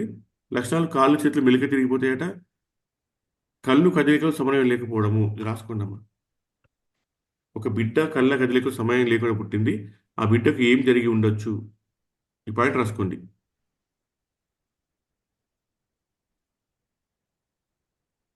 ఒక బిడ్డ కళ్ళలో కదలిక సమయం లేకుండా ఉంది, కాళ్ళు చేతులు మెలికలు తిరిగిపోతుంది ఉంటే ఆ బిడ్డకు ఏ సమస్య ఉంది అవకాశం ఉంది? అనాక్సిస్ ఇంట్రాక్రేనియల్ హెమరేజ్. ఈ పాయింట్స్ అన్ని నాకు ఓపికలే చెప్పడానికి, కానీ ఇంపార్టెంట్ పాయింట్స్ అమ్మా. ఈ బుక్ షేర్ చేసిన తర్వాత మీరు సొంతంగా ఈ పాయింట్స్ రాసుకోండి. ఏవి రాసుకుంటారు? ఇవి ఉన్నాయి కదా ఇప్పుడు, ఇవి చూడండి. ఇక్కడ నుంచి ఇక్కడ దాకా, ఇక్కడ నుంచి అమ్మా ఇది ఫేషియల్ ఫాల్సీ, బ్రేకియల్ ఫాల్సీ, ఆ తర్వాత ఇవి ఈ 4 సమస్యలు. ఓకేనా? సెపాలో haematoma, intracranial haemorrhage, ఎనాక్సిస్ intracranial haemorrhage, ఇవన్నీ. బిడ్డ పుట్టిన తర్వాత ఏమవుతుందమ్మా? కొంతమంది పిల్లలకి పచ్చ కామెరలు వస్తుంది. దాన్ని ఏమంటారు తెలుసా? కామెరల్ని it is called as physiological jaundice. ఇది మామూలు 24 hours తగ్గిపోతుంది. తెలుసు కదా. కొన్ని ఏం చేస్తారు వీళ్ళు? కలర్ ఫోటోథెరపీ చేస్తారు పిల్లలు తీసుకెళ్ళి. ఐడియా ఉందా ఫోటోథెరపీ? ఉంది sir. Good, right. RS factor problem ఉంటుంది. నెక్స్ట్ అమ్మా, స్పైనా బైపిడా. పుట్టుకతో వచ్చే లోపల స్పైనా బైపిడా, యాక్టెలా, స్పైనా బైపిడా, మెనింగోసిల్, మెనింగోమైలోసిల్. ఈ లక్షణాలు ఫోలిక్ యాసిడ్ లోపం వల్ల వచ్చే అవకాశం ఉంటుంది అని చెప్పుకున్నాం మనం స్పైనా బైపిడా విషయంలో. అవునా? ఒకవేళ ఫోలిక్ యాసిడ్ బిడ్డకి తల్లికి ఇవ్వకపోతే స్పైనా బైపిడా వచ్చే అవకాశం ఉందని చెప్పుకున్నాం. అట్లాగే న్యూరల్ ట్యూబ్ ప్రాబ్లమ్స్ వచ్చే అవకాశం చెప్పుకున్నాం మనం. రైట్, ముందుకెళ్దాం. నేను ఇంకా కంప్లీట్ చేస్తాను, ఎందుకంటే మీకు చాలా ఉన్నాయి.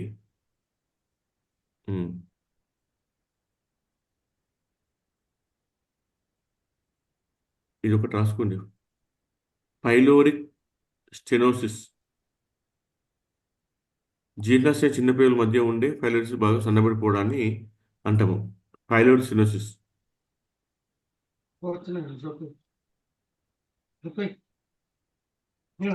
మీకు ఒక మంచి ఇన్ఫర్మేషన్ చెప్పన్నా? చక్కగా నేను ఏం చేస్తా అంటే, ఇది కంప్లీట్ చేసిన తర్వాత చాప్టర్లు చెప్తా. చాప్టర్లు ఒక్కో చాప్టర్లో ఇంపార్టెంట్ పాయింట్స్ ఒక్కొక్క రాసుకుంటూ పోతే మీకు పని ఈజీ అవుతుంది. మొన్న చెప్పినప్పుడు అందరూ రాసిందమ్మా చాలా నోట్స్ అని. ఇంకా రాసింది ఎవరన్నా? ఇప్పుడు chapter 1, chapter 2, chapter 3, chapter 4, chapter 5, 6, 7, 7 ఉన్నాయి చాప్టర్లు. 7 చాప్టర్లు ఉన్నాయి. 7 మనుషులు కావాలి. మొన్నది రాయని వాళ్ళు ఎవరెవరు చెప్పండి సార్ నాకు. మొన్న ఇచ్చిన హోంవర్క్ చేయని వాళ్ళు ఎవరెవరు? సార్ 2 pages అయితే 1 page రాసిన సార్, ఇంకొక 1 page బ్యాలెన్స్ ఉంది. న్యూట్రిషన్. ఎవరమ్మా? వసంత సార్. రాయండి అమ్మా వసంత, అది రిమైనింగ్. Okay sir. ఇంకా సుజాత మొత్తం రాసి సార్ పెట్టింది. నాది కూడా ఉంది సార్. పద్మ గారు గుడ్ మార్నింగ్ సార్. నాది ఒకటి ఉంది సార్, చర్మం స్కిన్ గురించి రాయమన్నారు. కొంచెం కంప్లీట్ చేయమని తొందరగా. సరే సార్. ఎగ్జామ్ తర్వాత రాత్రి రాబోలేదు కదా? అవునా కాదు? ఇంకెన్ని రోజులు ఉంది? మీరు నిద్ర పడుతున్నాం మంచిగా ప్రశాంతంగా? అట్లే సార్, భయం అవుతుంది. నాకు నిద్ర పడుతుంది సరిగ్గా. ఏదో వీళ్ళకు ఈత అని చెప్పి పట్టుకొచ్చి కూర్చోబెడుతున్నా, మరి ఏం జరుగుతుందని చెప్పేసి. మరి మీరు రిలాక్స్ ఉంటున్నారు. ఇంత పొద్దున క్లాస్ చెప్తే కూడా ప్రశాంతంగా 70 మంది ఉన్నారు మన క్లాస్లో. 50 మంది రాలేదు క్లాస్కి, 20 మంది హ్యాపీగా పడుకున్నారు. అంటే అంత రిలాక్స్ ఉన్నారు మన వాళ్ళు. నాకేమో టెన్షన్ అవుతుంది, ఎట్లా మరి ఇంత ఏదో వీళ్ళకి చేద్దాము, హెల్ప్ చేద్దాము ఒప్పుకున్నా, అసలు అవుతుందా కాదా, ఏమవుతుంది మరి, వీళ్ళ పరిస్థితి ఏంది అనేసి. అందుకే ఇది మొదలుపెట్టిన క్లాస్ వల్ల. లేకపోతే ఇది చెప్పదనుకున్న యాక్చువల్ ఈ బుక్ నేను. అమ్మ కేవలం తల్లిపాలు exclusive breast feeding first 6 months తెలుసు, మళ్ళీ మళ్ళీ చెప్పాల్సిన అవసరం లేదు. దీంట్లో తల్లికి లాభాలు ఏంటి చూడండి, తల్లికి బిడ్డ కలిగే లాభాలు. ఓకే, మంచి టెంపరేచర్లో కావాల్సినంత వేడిలో కావాల్సినప్పుడు ఫ్రీగా, కాస్ట్ ఎఫెక్టివ్. ఓకే, ఏం రూపాయి ఖర్చు లేదు, ఇన్ఫెక్షన్ కాపాడుతుంది, యాంటీ ఎలర్జెటిక్, బాండింగ్ ఉంటుంది, పిల్లల్లో సడన్ డెత్ సిండ్రోమ్ని ఆపడుతుంది. SIDS, sudden death syndrome. Okay, ఎప్పుడంటప్పుడు లభిస్తుంది. పాలిచ్చే విధానం ఒకటి చదువుకోండి అందరూ. పాలిచ్చే విధానం అంటే ఎట్లా ఎత్తుకోవాలి బిడ్డని, తన దగ్గర ఉంచుకోవాలి. ఏది ఆ, ఏరియాల కింది భాగం నుంచి నిప్పులు మొత్తం వరకు బిడ్డ నోట్లో ఉండాలి. ఓకే, తల్లిపాలు ఎప్పుడు ఇవ్వకూడదు చూడండి. ఎక్లాంప్సియా ఉన్నప్పుడు, మనోవేకం ఉన్నప్పుడు, తీవ్ర అంటు ఉన్నప్పుడు, గుండె జబ్బు ఉన్నప్పుడు, మధుమేహం ఉన్నప్పుడు. తల్లికి తీవ్ర అంటువ్యాధితో బాధపడుతుంది, బిడ్డకు పాలు ఇవ్వచ్చు అంటాడు. తల్లి గుండె జబ్బు ఉంది, బిడ్డకు పాలు ఇవ్వచ్చు అంటాడు. చూడండి ఇవన్నీ. తల్లిపాలు ఏమున్నాయి పోషకాలు రాసుకుంది, ఇదంతా అవసరం లేదు మరి. చూడండి చెక్ చేసి ఊరికి ఎట్లా. తల్లిపాలు లేని విటమిన్ చెప్పండి ఇందులో. తల్లిపాలు లేని విటమిన్ ఏంటి?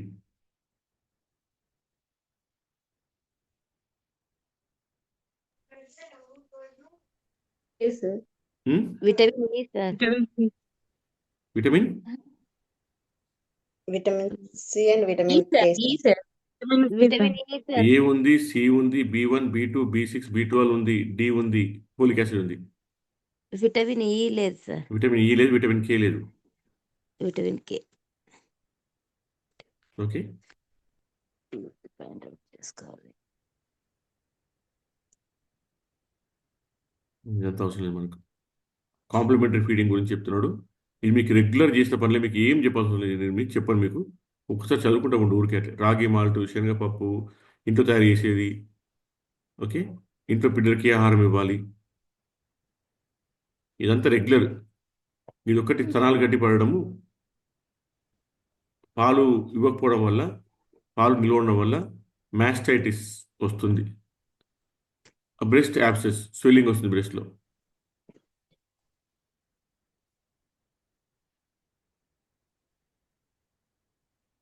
అమ్మ ఇంకోటి బేసిక్ మెడిసిన్ టాపిక్ ఉంది, మీకు చెప్పాల్సిన అవసరం ఉందా? నేను బేసిక్ మెడిసిన్ టాపిక్ మీకు తెలుసా? బేసిక్ మెడిసిన్ టాపిక్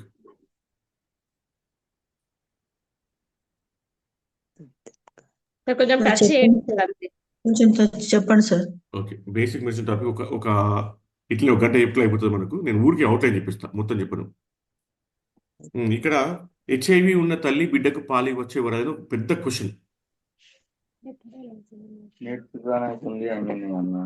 HIV వ్యాధిగ్రస్త ప్రమాద స్థాయి కలిగిన తల్లి నుండి చనుబాల ద్వారా బిడ్డకు HIV వ్యాధి లక్షణాలు సంక్రమించే విషయాలు అనేక సవాళ్లు ఎదుర్కొంటున్నారు.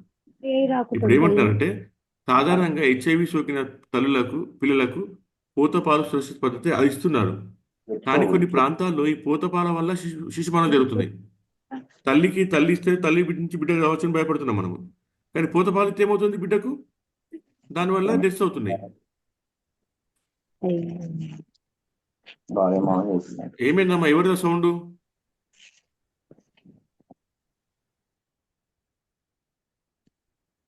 కలిమున్ని సార్, రేణుక సార్, ఇద్దరు అన్మ్యూట్ లో ఉన్నారు. క్లోజ్ చేసుకున్న ఇద్దరు మ్యూట్ చేయండి. శిశువులకు పాలిచ్చుట మరియు HIV ఈ విషయం ఏం చేయాలి చూడండి, చదువుకోండి.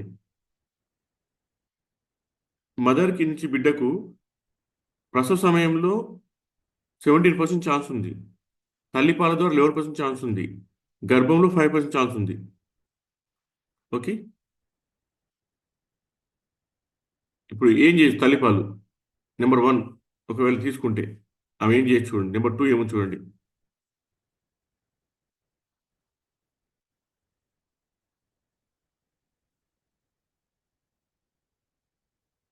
Next baby friendly hospital institute ఏంటో చెప్పినది బిఎఫ్హెచ్ఐ.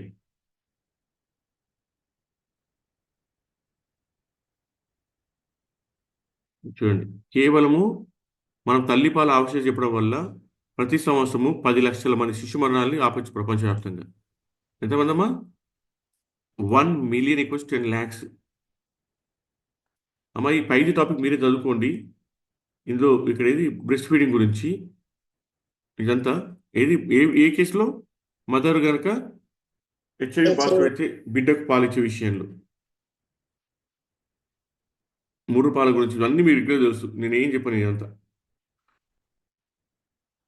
బాలల హక్కులు క్వశ్చన్ వస్తుంది అంటే క్వశ్చన్ వచ్చే అవకాశం ఉంది. ఎందుకంటే మన టాపికే ఉంది డైరెక్ట్. బిఫోర్ ఎవరిని బాల కార్మికులు అంటారు చెప్పండి అమ్మా. బాల కార్మికులు అంటే ఎవరు? 14 సంవత్సరాల లోపు పిల్లలు 14 సంవత్సరాల్లో పిల్లలు సార్. అందరు బాల కార్మికులేనా? స్కూల్ మానేసి ఏదైనా పని చేసే వాళ్ళు సార్ బాలకార్మికులు. ఇప్పుడు మనకే ఇంట్లో షాప్ ఉందమ్మా, కిరాణా షాప్ ఉంది, కూర్చోబెట్టి 2 గంటలు కూర్చోబెడుతున్నా. బాల కార్మికులు అవునా కాదా? కాదు సార్. Very good. ఇప్పుడు మొన్న 13 ఏళ్ళ అబ్బాయిని జాతీయ క్రికెట్ టీంలో తీసుకున్నారు. ప్రొఫెషనల్ క్రికెట్ టీం ఏది మన దీనిలో ఐపీఎల్లో. రైటా రాంగ్? Right sir. తీసుకోవచ్చా? తప్పు సార్. అమ్మ 14 సంవత్సరాల లోపల ఉండి బడి బయట ఉన్న ప్రతి బిడ్డ బాల కార్మికుడే. వాడు స్కూల్కు పోయకుండా వాడి ఇంట్లో ఉన్న పనికి పోయినా పనికి ఊకపోయినా ఏం చేయకపోయినా వాడు స్కూల్లో ఉండాలమ్మా. స్కూల్లో లేకపోతే వాడు బాల కార్మికుడే. సింపుల్, ఒకటే లాజిక్. ఏంటది? స్కూల్లో లేనివాడు బాల కార్మికుడే. అర్థమవుతుందా మీకు? సార్ అట్లంటే ఫిలిమ్స్ లో చాలా మంది పిల్లలను యాక్ట్ చేస్తారు సార్. అది బాల కార్మికులే కదా. వాడు స్కూల్ మానేయద్దు. ఇప్పుడు హాలిడేస్ ఉన్నాయి 2 రోజులు పోయిండు అదేం కాదు. కానీ స్కూల్ మానేసిపోతే వాడు బాల కార్మికులే. యాక్చువల్గా వాళ్ళ పేరెంట్స్ మీద కేసు పెట్టచ్చు. వీళ్ళు ఏం చేస్తున్నారు? మా పిల్లల్ని చదివించుకున్నాం, ఇంట్లో మేము ఇంట్లో ట్యూషన్ పెట్టుకున్నాం, ఇంట్లో టీచర్ వచ్చి చెప్పుకుంటున్నారని చెప్తారు అనమాట. కానీ లెక్క ప్రకారం తప్పది. యాజ్ పర్ రూల్ తప్పు. ఐసిడిఎస్ రాసుకున్నామా? మనకు సిస్టర్ సబ్జెక్ట్ ఇది. వీళ్ళు మనం ఒకటే చేసి పని చేస్తాం. Integrated child development services. ఎవరమ్మా వీళ్ళు?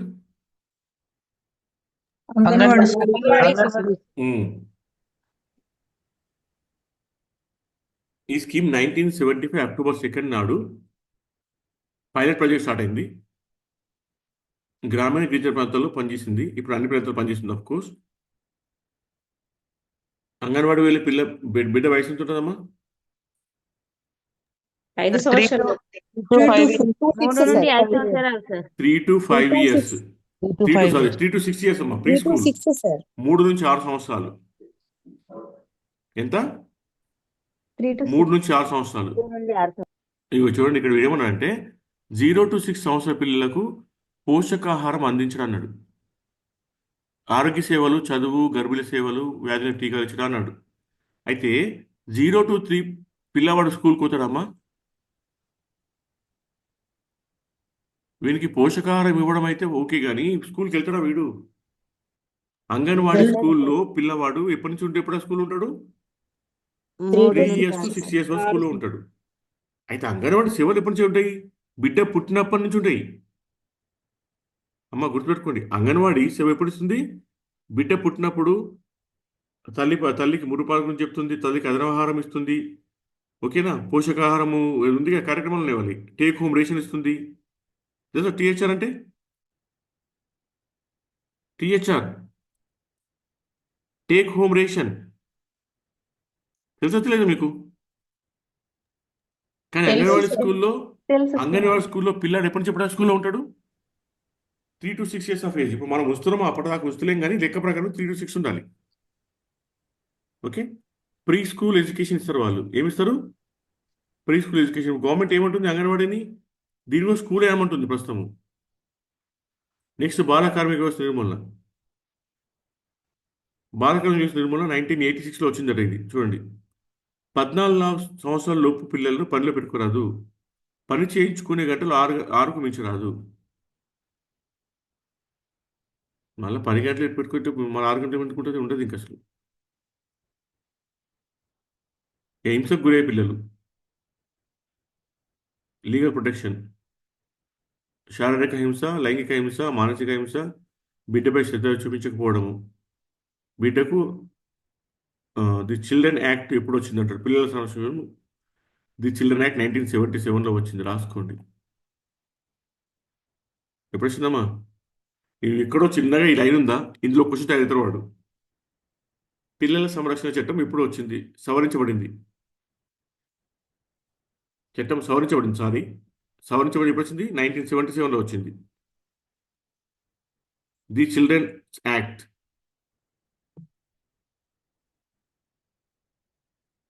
మాడిఫైడ్ యాక్ట్ అది. Boston schools, Boston, okay. Special care అమ్మాయిల కోసము. ఫీటల్ ఏది ఫీమేల్ ఇన్ఫాంటిసైడ్ తెలుసు కదా. PC and PNDT act idea ఉంది అందరికీ? ఎప్పుడు వచ్చింది యాక్ట్ మనకు? 1994లో prenatal diagnosis regulation and prevention of misuse act 1994 వచ్చింది. ఈ చట్టాన్ని 2003లో సమగ్ర సవరణతో గర్భధారణ మరియు పూర్వ పిండస్థ లింగ ప్రక్రియ లింగ నిషేధ ఎంపిక నిషేధం 1994 వచ్చింది. ఓకేనా? సో ఫస్ట్ యాక్ట్ ఎప్పుడు వచ్చిందమ్మా? 94లో వచ్చింది. ఎప్పుడు సవరించబడింది? 2003లో వచ్చింది, సవరించబడింది.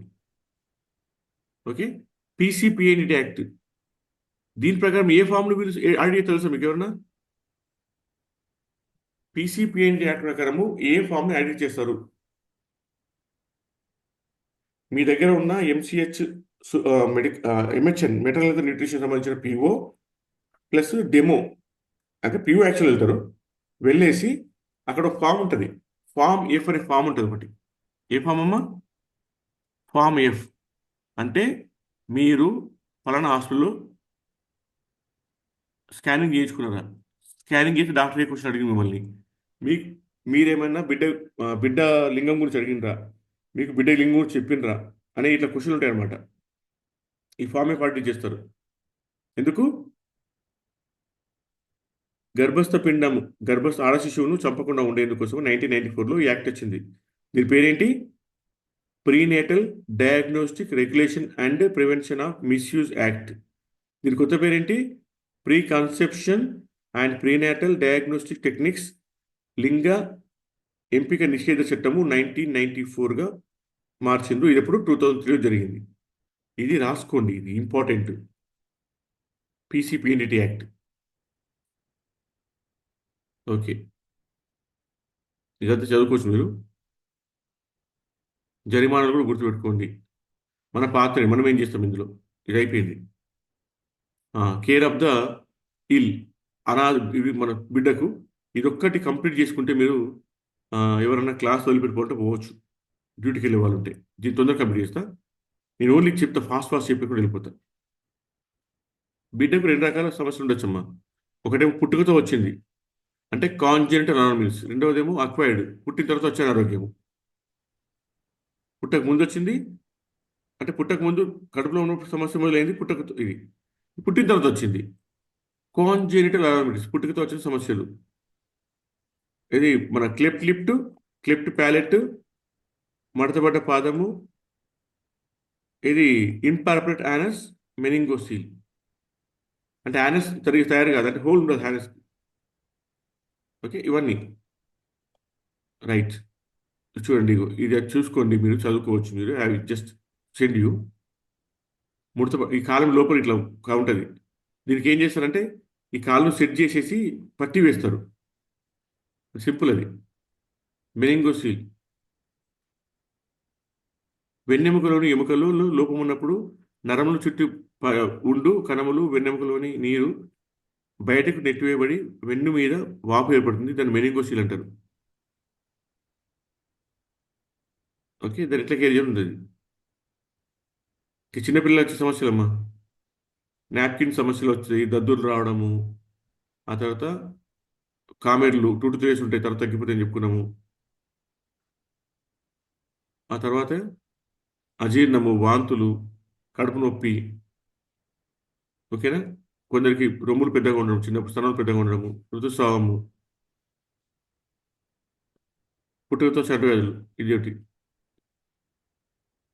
ఆప్థాల్మిక్ నీనేట్రం 21 days ఉంటుంది. ప్రసవ సమయంలో అంటు వల్ల వస్తుంది. ప్రసవ చేయవలసి తల్లి చేతులు శుభ్రంగా లేపడంలో వస్తుంది. ఈగ వాళ్ళలో వస్తుంది. ఆప్థాల్మిక్ నీనేట్రం రాసుకోండి. పుట్టినప్పుడు వచ్చే కంటి సమస్యలు ఏమంటారు? ఆప్థాల్మిక్ నీనేట్రం అంటారు. బొడ్డు తడుకని అంటూ, ఒకవేళ బొడ్డు తడుకు అంటూ వచ్చి ఏం చేస్తాము? పోషకాహార లోపం సమస్యలు పిల్లలకి ఏం చేయాలి? మెరాస్మస్, క్వాషియార్కర్, అనిమియా, రికెట్స్ చెప్పుకొని దమ్ముకొచ్చినాము. ఎవరైనా మెరాస్మస్, క్వాషియార్కి తప్పు చేయాలా? మీ సంగతి చెప్తా నేను. ఎంయుఏసి అమ్మా, మీడాపరామ్ సర్కమరిసి, ఇది మళ్ళీ ఒకసారి చూసి చెక్ చేసి చెప్తాను, ఎందుకంటే తప్పు అనిపిస్తుంది నాకు. నేను అది చూసి మీకు గ్రూప్లో పెడతా అమ్మ. నెక్స్ట్ ఎగ్జామ్ పెట్టేటప్పుడు నేను క్లాస్ పెట్టిన తర్వాత గ్రూప్ ఎగ్జామ్ పెడతామ్మా. ఓకే. క్వాషియార్కర్ అనేది మెరాస్మస్ ఏంటి చూడండి. ఓకే.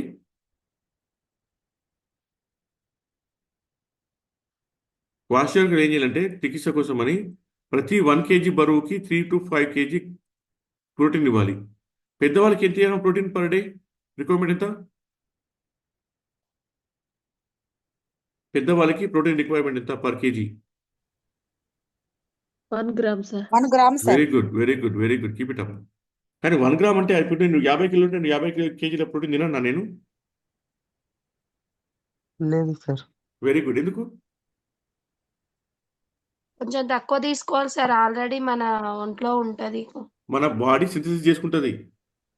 మన బాడీ సింథసిస్ చేసుకుంటుంది ప్రతిరోజు. మనం తినే ఆహారం కాకుండా మన బాడీలో ఉన్నదే మళ్ళీ మళ్ళీ యూజ్ చేయబడుతుంది. ఓకే. సో మనకు 20 to 25 grams సరిపోతుంది బయట నుంచి. ఎంత తీసుకోవాలమ్మా? మా పాలచేతలు ఎంత తీసుకోవాలి గ్రాములు రోజు? ఐఎఫ్ఏ టాబ్లెట్, జిరాప్తో ఇవన్నీ ఇవ్వండి. చూడండి ఎంత కావాలో చూడండి సార్ నాకు. Vitamin A, vitamin D, okay, iodine, goitre లక్షణాలు 4.1లో 64 to 76 పేజీలో ఉన్నాయంట. చదువుకోండి మొత్తం దీన్ని. వ్యాక్సిన్ ప్రివెంటబుల్ డిసీజెస్ 1985లో మన గవర్నమెంట్ యూఐపీ ప్రోగ్రామ్ తీసుకొచ్చింది. అంతకుముందు ఏముండే మనకు? ఈపీఐ ఉండే. ఏముండే? ఈపీఐ ఉండే, ఎక్స్పాండెడ్ ప్రోగ్రామ్ ఆఫ్ ఇమ్యునైజేషన్ ఉండే. అయితే నేనేమనుకుంటున్నా అంటే, అమ్మా ఈ సంవత్సరం అడగకపోవచ్చు, ఈ 85లో ఇప్పుడు స్టార్ట్ అయితే అడగకపోవచ్చు. యూఐపీ ఎప్పుడు స్టార్ట్ అయింది? 1985 అనే క్వశ్చన్ అడగం, అది మూర్ఖత్వం అవుతుంది. ఇప్పుడు మీకు సంవత్సరాలు గుర్తించడం అవసరమా లేకపోతే విషయం గుర్తున్నానా? విషయం సార్. విషయం. ఇప్పుడు చూడండి, ఇక్కడ ఈ బుక్లో ఇంకా ఎక్కడ వీళ్ళు 7 ప్రాణాంతక వ్యాధులు అంటున్నారు. మనం ఏమంటున్నాం ఇప్పుడు? हम क्या बोल रहे? 12. 12 అంటున్నాము. ఓకే. కొంచెం చెక్ చేసుకోండి మళ్ళీ మీరు 7 12. అమ్మా ఇవాళ 12, నేను చెప్తానండి. ఇవాళ గ్రూప్లో ఉన్న వాళ్ళు ఈ విషయము గ్రూప్లో ఉన్న వాళ్ళు ఇవాళ నేను టాపిక్ చెప్తా, రాసుకోండి అమ్మా. కన్ను, చెవి, మెదడు, జీర్ణ వ్యవస్థ, శ్వాస వ్యవస్థ, గుండె. రాసుకున్నారు ఎవరన్నా?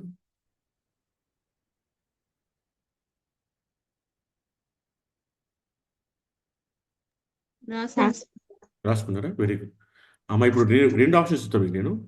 మీరు ఎట్లా మధ్యాహ్నం ఖాళీ ఉంటారు కదా డ్యూటీకి వచ్చిన తర్వాత, సెషన్ అయిపోయిన తర్వాత? ఖాళీ ఉంటారా బిజీ ఉంటారా? ఇవాళ సెషన్ అయిపోయిన తర్వాత ఖాళీయా బిజీయా మీరు? ఖాళీ కదా. మధ్యాహ్నము 3కి నేనేం చేస్తానంటే జూమ్ పెడతా. ఓకేనా? నేను క్లాస్ తీసుకుని మాట్లాడను, నేను జూమ్ పెడతా.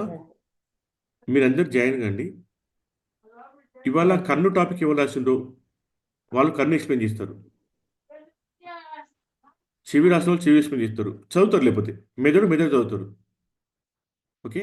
కాలేయం ఇంపార్టెన్స్ ఉందో కాలేయం రాసిన చదువుతుంది.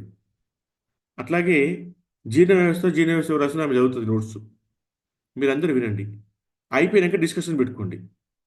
మీరు జూమ్లో పెట్టుకుంటే బెటరా, లేకపోతే మీరు ఇంట్లో పెట్టుకుంటారా, వాట్సాప్లో పెట్టుకుంటారా?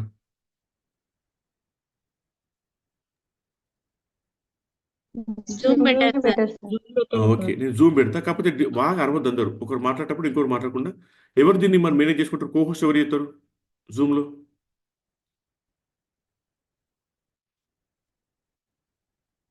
ఎవరు దీన్ని హోస్ట్ చేస్తారు? నేను నేను నేను ఏమంటారు, జూమ్ యాప్ ఆన్ చేసి మీరు పెట్టేస్తా. కానీ మీరు ఎవరు దాన్ని మేనేజ్ చేసుకుంటారు? ఒకరు కావాలి కదమ్మా. నేను చేస్తాను సార్. ఎవరు? Supriya. Supriya, very good. Coordinate చేయి. Okay sir. నేను కోహోస్ట్ చేస్తా. ఇంకెవరిని ఇంకొకరిని కూడా కోహోస్ట్ చేస్తా. మీరు ఏం చేయండి, కోఆర్డినేట్ చేసుకుంటూ మీరు డిస్కస్ చేసుకోండి. ఇంకో విషయం, దీంతో పాటు ఇది అయిపోయిన తర్వాత ఫర్ ఎగ్జాంపుల్ 1 గంటన్నర మాట్లాడుకున్నారు మీరు. తర్వాత ఏంటంటే ఈ 1.5 అవర్ తర్వాత నిన్న ఎగ్జామ్ అయిందిగా 99 క్వశ్చన్లు. 99 క్వశ్చన్లు నాకు తెలిసి 70 క్వశ్చన్లకైతే మీకు ఎవరికి డౌట్స్ లేవు, క్లియర్గా ఉంటాయి. ఎస్ కట్టే కొట్టే మీరు ఉన్న ప్రిపరేషన్ చేస్తారు. మీకు 20 క్వశ్చన్లో డౌట్ రావచ్చు, 30 క్వశ్చన్లు డౌట్ రావచ్చు. దాన్ని డిస్కస్ చేసుకోండి. ఈ క్వశ్చన్కి ఈ ఆన్సర్ ఎందుకు వచ్చింది, ఈ ఆన్సర్ నేను ఎందుకు తప్పు పెట్టినా, ఎందుకు జరిగింది, ఇది డిస్కస్ చేసుకుంటే నాకు తెలిసి మీకు మ్యాక్సిమం 10 క్వశ్చన్లు మిగులుతాయి అమ్మ లాస్ట్కి. ఆ అవును నెంబర్ సార్. క్వశ్చన్ నెంబర్ రాసుకుని నాకు ఆ క్వశ్చన్ నెంబర్ పెడితే మీకు అది ఎక్స్ప్లెయిన్ చేస్తా ఎందుకు ఆన్సరు. మనకు అప్పుడు ఏమవుతుంది, 3 రోజులు చెప్పాల్సిన అవసరం రాదు, అరగంటలో అయిపోతుంది టాపిక్ మనకి. అర్థమవుతుందమ్మా? సో అవును మీరు సార్. డిస్కస్ చేసుకుంటారు, మీ డిస్కషన్లోనే మొత్తం అయిపోవాలి, ప్రాబ్లమ్స్ అన్ని క్లియర్ అయిపోవాలి. ఇవాళ ఈజీగా అనాటమీ ఉంటుంది. ఫిజియాలజీ సంబంధించినవి. అమ్మ ఇప్పుడు మిమ్మల్ని ఎవరికో చెప్పిన కణము గురించి రాయమన్నా ఫస్ట్ నేను. కణము గురించి మొదలు పెడితే మొత్తం 6కి 7కి వర్కప్ చెప్పిన ఆ 7 రాసిన వాళ్ళు ఇవాళ క్లాసు దాన్ని చదువుతారు. చదివినాక డిస్కస్ చేసుకుంటారు. అప్పుడు ఏమవుతుంది, ఫర్ ఎగ్జాంపుల్ ఒక వ్యక్తి పోస్చర్ నిలబడ్డప్పుడు బ్యాలెన్స్గా ఉండాలంటే మన చెవిలో ఏ భాగం సహాయం చేస్తుంది, అప్పుడు మీకు అర్థం టాపిక్ ఇది రాసుకుంటారు మీరు అక్కడ. ఓకే, ఇక్కడ దగ్గడానికి మెదడులో ఏ భాగం సహాయం చేస్తుంది, దగ్గడము, తుమ్మడము, మింగడము, శ్వాసించడము, దాని మీద ఏ పార్ట్ ఏదేది కంట్రోల్ చేస్తుంది అని ఉంటుంది క్వశ్చన్. ఆలోచిస్తున్నాం కదా, ఆలోచన మెదడులో ఏ పార్ట్ కంట్రోల్ చేస్తుంది. అర్థమవుతున్న విషయం మీకు ఇప్పుడు? మెదడు చదివినప్పుడు, ఆ అమ్మాయి మెదడు చదివినప్పుడు మీరు ఇవన్నీ నోట్స్ రాసుకోవాలి. మీకు అప్పుడు డౌట్స్ వస్తాయి కదా, మరి నేను తగ్గినప్పుడు ఎవరు కంట్రోల్ చేస్తున్నారు, ఇది ఏ పార్ట్ కంట్రోల్ చేస్తుంది. ఓకేనా? ఇవన్నీ మీరు పాయింట్స్ రాసుకుంటూ పోండి. అమ్మ ఇవాళ మీకు ఎవరికైతే ఇచ్చిందో వర్క్ ఇవాళ మీరు రాసి ఉంటే రాసి పెట్టండి. రాసి లేకపోతే మీరు సెషన్కి అవుతారు కదా, సెషన్ కంప్లీట్ చేసుకున్నాక వచ్చి 1.5 అవర్లో కంప్లీట్ చేసేసుకొని మీరు రెడీ ఉండండి. 3 గంటలకు అందరూ డిస్కషన్ పెట్టుకోండి. నేను డిస్కషన్లో నేను నేను మాట్లాడను. అర్థమవుతుంది నేను చెప్పేది? ఇది మీ పని. నెక్స్ట్ ఎగ్జామ్ పెడితే కూడా నేను ఎగ్జామ్ పేపర్ గ్రూప్లో పెట్టను. నేను మీకు ఎవరైతే క్లాస్ అటెండ్ చేసినా వాళ్ళకి ఒక కోడ్ వర్డ్ చెప్తా. ఆ ఎవరు కోడ్ వర్డ్ చెప్తే వాళ్ళకి డైరెక్ట్ క్వశ్చన్ పేపర్ పెడతా. వీళ్ళు ఏం చేస్తున్నారంటే 2000 కట్టినా కదా సార్కి అని చెప్పేసి ఊరికే క్వశ్చన్ పేపర్ తీసుకుంటారు, ఇంట్లో కూర్చొని టైం పాస్ చేస్తున్నారు. వాళ్ళు మనకు వద్దు, నేను క్వశ్చన్ పేపర్ కూడా ఇవ్వను. ఎవరైతే క్లాస్ అటెండ్ చేస్తారో వాళ్ళకే క్వశ్చన్ పేపర్ వస్తుంది. సో నెక్స్ట్ క్లాస్ చెప్పినప్పుడు నేను మీకు ఒక విషయం చెప్తా, వాళ్ళు ఎవరైతే రెస్పాండ్ అయ్యి నాకు గ్రూప్లో పెడతారో వాళ్ళకి మాత్రం క్వశ్చన్ పేపర్ పెడతా. డైరెక్ట్గా గ్రూప్లో పెట్టాను క్వశ్చన్ పేపర్, కీలో గ్రూప్లో పెట్టాను. అర్థమవుతుందా? Okay sir. ఎవరు లీక్ చేస్తారంటే ఈ క్వశ్చన్ పేపర్ని, ఈ డబ్బులు కట్టేసి 2000 కట్టాం కదా మాకు సంబంధం లేదు.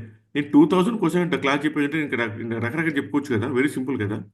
నాకేంటంటే ఒక టార్గెట్ అనమాట, నేను చెప్పిన వాళ్ళందరికీ జాబులు రావాలి, అందుకోసం పని చెప్తున్నా. Okay sir. ఓకే, ఇది క్లియర్ గుర్తుపెట్టుకునే విషయాన్ని. సో నేను నెక్స్ట్ ఎగ్జామ్ పెట్టేటప్పుడు ఏం చేస్తా, మీకు చెప్తాను కోడ్, అది కోడ్ నాకు వాట్సాప్లో హాయ్ అన్న ఫస్ట్ హాయ్ పెట్టినప్పుడు వాళ్ళకి మీకు క్వశ్చన్ పేపర్ పెడతాను, మిగతా క్వశ్చన్ పేపర్ పెట్టను. అందుకోసమే మీరు అందరూ మన ఏది మీ నేమ్ నాకు ఉండాలి దీనిలో. మీకు అదే చెప్పిన పార్టిసిపెంట్ అందరూ ఏం పెట్టారంటే కొందరు ఫోన్ నెంబర్ పెడతారు, కొందరు పిల్లల పేరు పెట్టుకుంటారు. అట్లా కాకుండా మీ పేరు పెట్టుకోండి అందరు. Okay, okay sir. Right. Okay అమ్మా. వ్యాక్సిన్ ప్రివెంటబుల్ డిసీజెస్ ఇదంతా తప్పులు ఉందమ్మా, ఇది పాతకాలంది. ఓకే, ఇదంతా పాతది, అది ఎప్పటిదో పాతది వస్తుంది. ఇప్పుడు ట్రిపుల్ వ్యాక్సిన్ లేదు, దాని తర్వాత టీటీ లేదు, ఇప్పుడు డిపిటీ బంద్ అయిపోయింది, ఇవన్నీ మారినాయి. ఇదంతా మనకు అక్కర్లేదు, మీకు మొత్తం తెలుసు. 5 క్లీన్స్ అందరికి వచ్చినాయేమో ఆన్సర్లు? వచ్చినాయి సార్. కన్ఫ్యూజ్ చేసిందా, కన్ఫ్యూజ్ చేయలేదు అది? కొంచెం చేసింది. ఎన్విబిడిసి కన్ఫ్యూజ్ చేసిందా? చేసింది. ఆయుష్ మొన్న అంతకుముందు ఇచ్చినప్పుడు మొన్న చేసింది సార్, నిన్న చేయలేదు. నేను వేయలేదా? మొన్న క్లియర్ ఉంది సార్, కొంచెం మీరు నిన్న కొంచెం కష్టమైంది. జస్ట్ ఇమాజిన్ చేయండి how much I'm working to prepare A paper. ఎట్లా ఆలోచిస్తున్నా అంటే ఈ టాపిక్ వస్తే వీళ్ళకి ఇది ఒకటే కాదమ్మా, అంటే ఆ చుట్టూ మొత్తం రావాలి. ఇప్పుడు ఫర్ ఎగ్జాంపుల్ ఒక క్వశ్చన్ కనుక మీకు యూఏపీ ఇచ్చిన అనుకోండి, ఆ ఒక్క క్వశ్చన్ అర్థము ఆ యూఏపీ ఆ ఒక్క టాపిక్ కానీ ఇచ్చింది నేను, దాని చుట్టూ మొత్తం యూఏపీ మొత్తం రావాలి మీకు అక్కడ. అర్థమవుతుందా మీకు నేను చెప్పేది? రైట్. నెక్స్ట్ అమ్మా రాసుకోండి ఇది. 100లో 13% మంది పిల్లలు శ్వాసకోశ వ్యాధితో బాధపడుతుంటారు. హాస్పిటల్కి వచ్చే పిల్లల్లో ఒక 100 మంది పిల్లలు వస్తే 13 మందికి రెస్పిరేట్ ఉంటుంది. అమ్మ పిల్లలు మరణాలు రెండే కారణాలమ్మా. ఒకటేమో జీర్ణ వ్యవస్థ ద్వారా వచ్చే వ్యాధులు, రెండవది శ్వాస వ్యవస్థ ద్వారా వచ్చే వ్యాధులు. ఓకేనా? ఎస్ అన్న, శ్వాస బ్రీదింగ్ వల్ల వచ్చే వ్యాధులు, జీర్ణం వల్ల వచ్చే వ్యాధులు. ఎలిమెంటరీ అటాక్, రెస్పిరేటరీ అటాక్, ఈ రెండింటితోనే మ్యాక్సిమం డెత్స్ అవుతాయి. ఇప్పుడు మనకి డయేరియా ఉంది, యాక్యూట్ డైరియల్ డిసీజెస్, అది జీర్ణ వ్యవస్థ. నెక్స్ట్ ఏంటి? యాక్యూట్ రెస్పిరేటరీ ఇన్ఫెక్షన్స్, ఐఎల్ఐ అంటారు ఇంకోటి. చెప్పిన ఐఎల్ అంటే ఏం చెప్పిన మీకు నేను? ILI, ILI influenza like illnesses.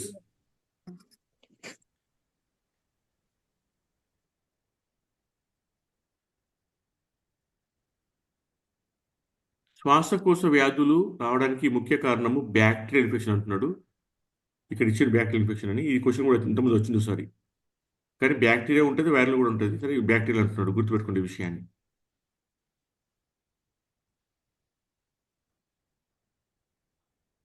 మీరు ఏమైనా ఎగ్జామ్ ఆన్సర్ రాసినాక ఒకటే గుర్తుపెట్టుకోండి, ఇన్ని నీ ఆన్సర్ పెట్టినాక ఇది రేపు పొద్దునే ఛాలెంజ్ చేసే అవకాశం ఉందా నాకు, అప్పుడు మీ దగ్గర తెలియాలి నేను పలానా టాపిక్ చదువుకున్నా, ఇది ఛాలెంజ్ చేయొచ్చు నేను.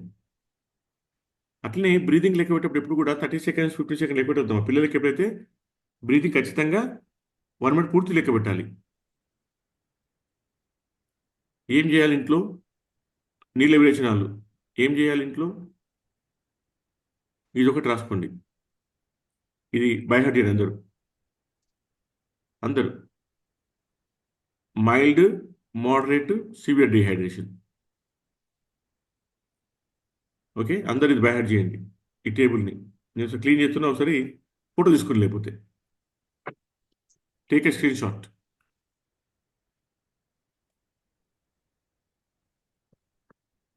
ఓకేనా? రైట్. ఇప్పుడు ఇక్కడ తగ్గించేసి డయేరియా, నో డయేరియా అంటున్నారు. ఓఆర్ఎస్ తయారు చేసే విధానం, ఈ కొలతలు ఓఆర్ఎస్ ఎంత ఇవ్వాలి, ఏ వయసు ఎంత ఇవ్వాలి.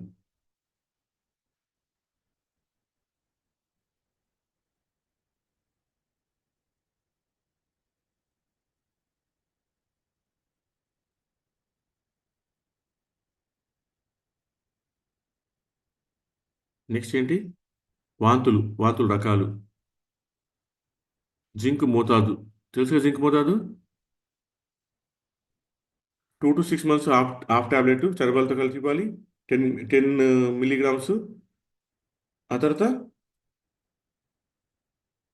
చెప్పండి, 6 20 months to 1 year milligram. 20 milligrams zinc వాడే విధానం 14 days ఇవ్వాలి.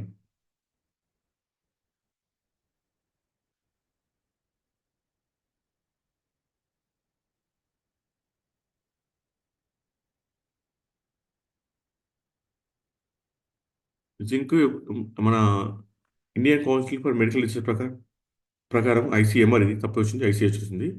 2 years బిడ్డలకు కూడా జింక్ ఇప్పుడు వచ్చి సురక్షితం అని చెప్తున్నారు. 2 years, 2 to 6 months half tablet అంటే 10 mg.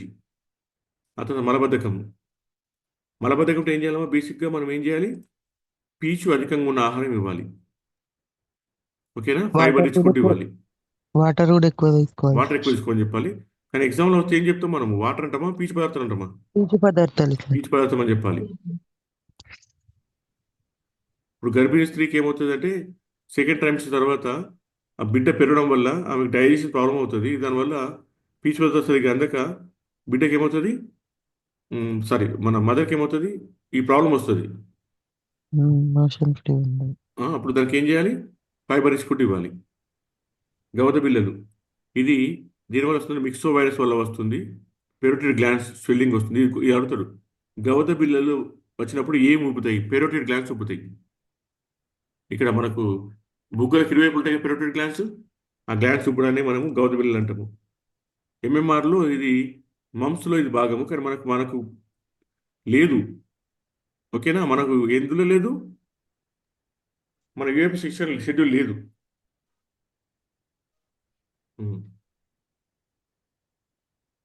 నెక్స్ట్ 18 months ఎంఎంఆర్ ఇచ్చిండు, మనం గవర్నమెంట్ ఇవ్వలేదు ఎప్పుడు కూడా. Next tonsillitis, lymph glands swelling tonsillitis అంటాము. ఈ చెవి ఇన్ఫెక్షన్స్, వామ్ ఇన్ఫెస్టేషన్ మీకు తెలుసు కదా. ఇది మనము రకరకాల పిన్ వాము, టేప్ వాము, పంది మాంసం వల్ల టేప్ వాము వస్తుందమ్మా. హుక్ వాము, కొంకె పురుగు.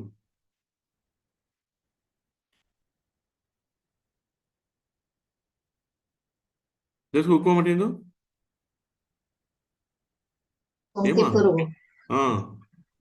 ఇప్పుడు మనం ఇచ్చే బేసిక్గా ఆల్బెండజోల్ దీనికి ఇస్తాము, హుక్ వామ్కి ఇస్తాము. యాక్సిడెంట్స్, యాస్ఫిక్సియా, చర్మ వ్యాధులు, ఇంపెటిగో, జ్వరము, మలేరియా, మీజిల్స్. మీకు మలేరియా తెలుసు కదా, తెలుసు మీకు మలేరియా రాస్తారు. ఇది లేదు ప్రస్తుతము, ఈ ట్రీట్మెంట్ బంద్ అయిపోయిందమ్మా. క్లోరోక్విన్, ప్రిమాక్విన్ బంద్ అయిపోయినాయి, ఇవ్వట్లేదు మనము. దోమలు కుట్టకుండా చూడాలి. జ్వరాల రకాలు చూసుకోవాలి. తట్టు, పొంగు, ఈ లక్షణాలు చూసుకున్నాము. తట్టు పొంగు లక్షణాలు ఇది అడుగుతారు. కళ్ళు ఎర్రబడము, ఎర్రని మచ్చలు, 3 to 5 days మొహం దద్దుర్లు ఉంటాయి, నీరసం, బలహీనము, ఊపిరితిత్తుల సమస్యలు, చెవులు, కడుపు సమస్యలు వస్తాయి. ఆ తర్వాత పిల్లలు నోటిలో తెలుపు నీలి రంగులు మచ్చలు వస్తాయి. దీన్ని కెపోలిస్ స్పాట్స్ అంటారు. కెపోలిస్ స్పాట్స్ ఉంటే ఏ వ్యాధి అని గుర్తుపట్టాలి మనము? పొంగు అని గుర్తుపట్టాలి. ఏమని? నోట్లో తెలుపు నీలి రంగు మచ్చలు ఉన్న కపులిన్ స్పాట్స్ దేనిలో వస్తాయి అంటాడు? పొంగు. ఓకే, నేను ఇది ముందుకు వెళ్తామా, నేను క్లోజ్ చేసి ప్రయత్నం చేద్దాం తొందరనే. ఇవి ఎందుకంటే మీకు శిశు మరణాలు, ఐఎంఆర్ గల కారణాలు మీకు అన్నీ తెలుసు. నేను ఏం చెప్పాల్సిన అవసరం లేదు కొత్తగా, నేను అదే చెప్తున్నాను. ఇవన్నీ మనం మాట్లాడుకున్న టాపిక్సే. ఇది పాతది, అవసరం లేదు మనకు టీకాలు.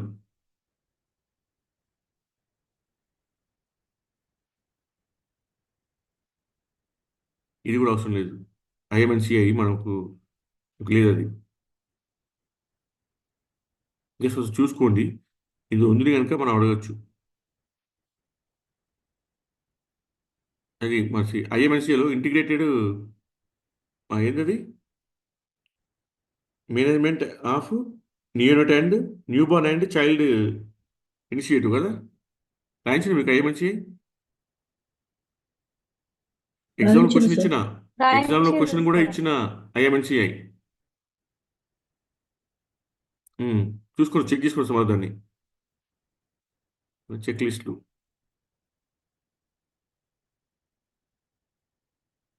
ఇది ఒకటి చెప్తాం. పాఠశాలలో పిల్లల సమస్య, స్కూల్ హెల్త్, ఇది ఒక 10 నిమిషాలు కంప్లీట్ చేస్తామా నేను. స్కూల్ హెల్త్ ప్రోగ్రామ్ ప్రస్తుతం మన చేతులు లేదు. అది ఎటువైంది? రాష్ట్రీయ బాల స్వాస్థ్యానికి వెళ్ళిపోయింది. అంటువ్యాధులు, పొంగు, చెవుల సమస్యలు, చెవుడు, ముక్కు సమస్యలు, పరాన్నజీవులు, ఏలిక పాములు ఇవన్నీ వచ్చినాయి మనకు. నులి పురుగు, కొంకు పురుగు వచ్చినాయి. School environment,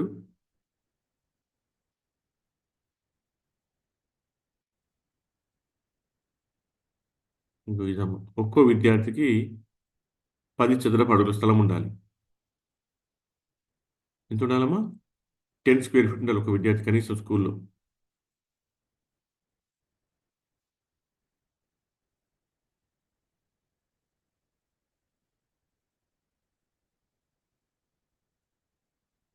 vitamin A deficiency, యాంగ్లోసోమటైటిస్, పెల్లాగ్రా, విటమిన్ సి, రికెట్స్, రక్తహీనత, goitre, nutrition programmes, mid day meal programme, apprenticeship programme.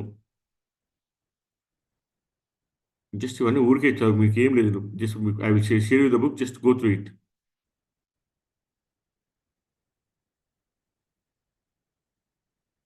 ఇందులో కొత్తగా నేను ఇవాళ చెప్పింది ఏం లేదు.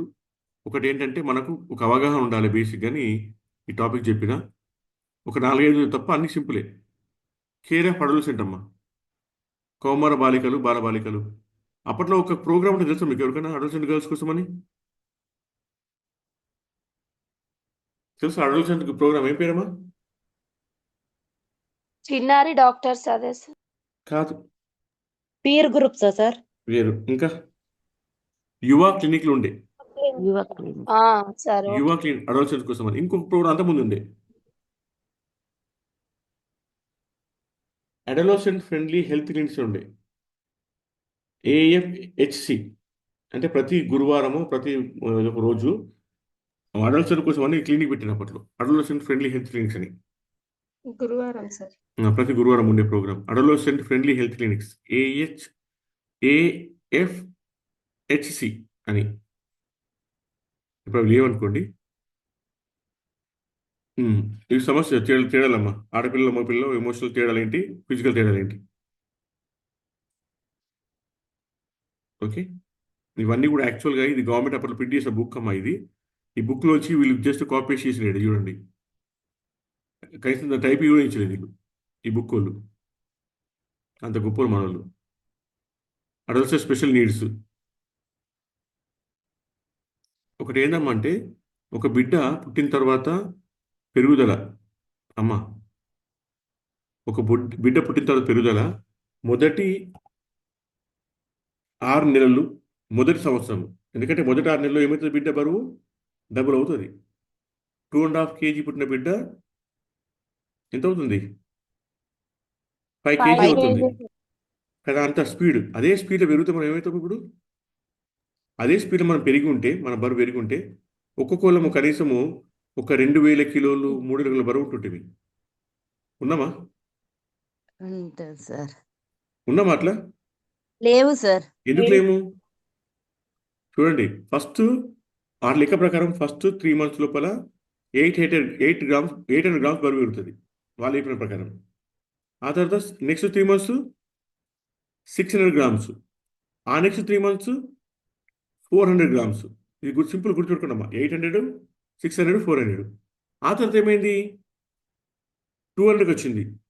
కనుక ఏమైంది, వయసు పెరిగిన కొద్దీ పెరుగుదల వేగం తగ్గింది కదా, బరువు పెరిగే వేగం తగ్గింది. అలా తక్కువ నార్మల్గా వచ్చేస్తుంది. కానీ మళ్ళీ సెకండరీ సెక్షువల్ చేంజెస్ అంటే అడోలసెన్స్ రాగానే మళ్ళీ బరువు పెరగడం మొదలవుతుంది. అప్పటిదాకా చిన్నగా సన్నగా కూడా పిల్లవాడు ఒకసారి లావు కొంచెం హైట్ అవుతాడు, వాడు గొంతు మారిపోతుంది, కొంచెం లావు అవుతాడు. ఆడపిల్ల అప్పటిదాకా చిన్నగా కనబడుతుంది పిల్ల, 9 years, 10 years, 11 years దాకా ఒక్కసారి ఆమె ఫిజికల్ చేంజెస్ వస్తాయి. ఆ వయసులోనే అమ్మాయిలు, అబ్బాయిలు ఏమవుతుంది, మళ్ళీ ఫిజికల్ చేంజెస్ అంటే బాడీ పెరుగుదల వేగం పెరుగుతుంది మళ్ళీ ఆ ఒక్క వయసులో మాత్రమే. ఆ తర్వాత మళ్ళీ స్లో అవుతుంది. ఓకేనా? సో అప్పుడు ఏమవుతుందంటే ఇక్కడ బిడ్డకి, ఆ అమ్మాయికి, అబ్బాయికి అప్పటిదాకా ఉన్న సడన్గా బాడీ చేంజెస్ రావడం వల్ల దాని ఆమె అర్థం కాకుండా అవుతుంది, కన్ఫ్యూజ్ అవుతుంది, ఏం చేయాలి అర్థం కాదు. అప్పుడు ఎమోషనల్గా చాలా డిస్టర్బ్ అవుతారు వాళ్ళు పిల్లలు. అప్పుడే సపోర్ట్ చేయాలి. ఓకే, వ్యక్తిగత పరిశుభ్రత, జీవన నైపుణ్యాలు, ఇదంతా మీరు చదువుకోవచ్చు. నేను చెప్పడానికి ఏం లేదు.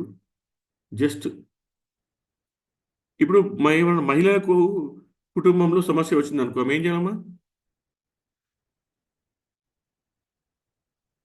ఎవరికి సంప్రదించవచ్చు? ఈ కొత్త ఒకటి నెంబర్ వచ్చింది, టోల్ ఫ్రీ నెంబర్. సఖీ వాళ్ళకి sir. Sakhi team. Sakhi sir. Number ఎంత? 1098 సార్. 181. 181 అమ్మా, 181 1098 వేరు, మళ్ళీ అది చైల్డ్ హెల్ప్ లైన్ అనుకుంటా.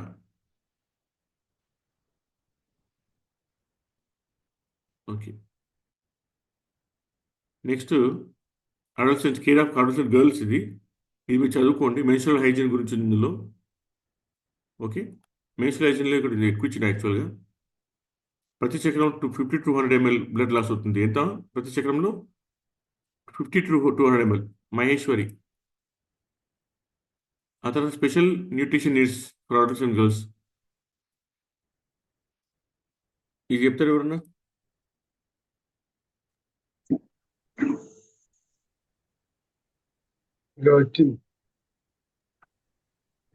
Sir weekly iron folic supply sir.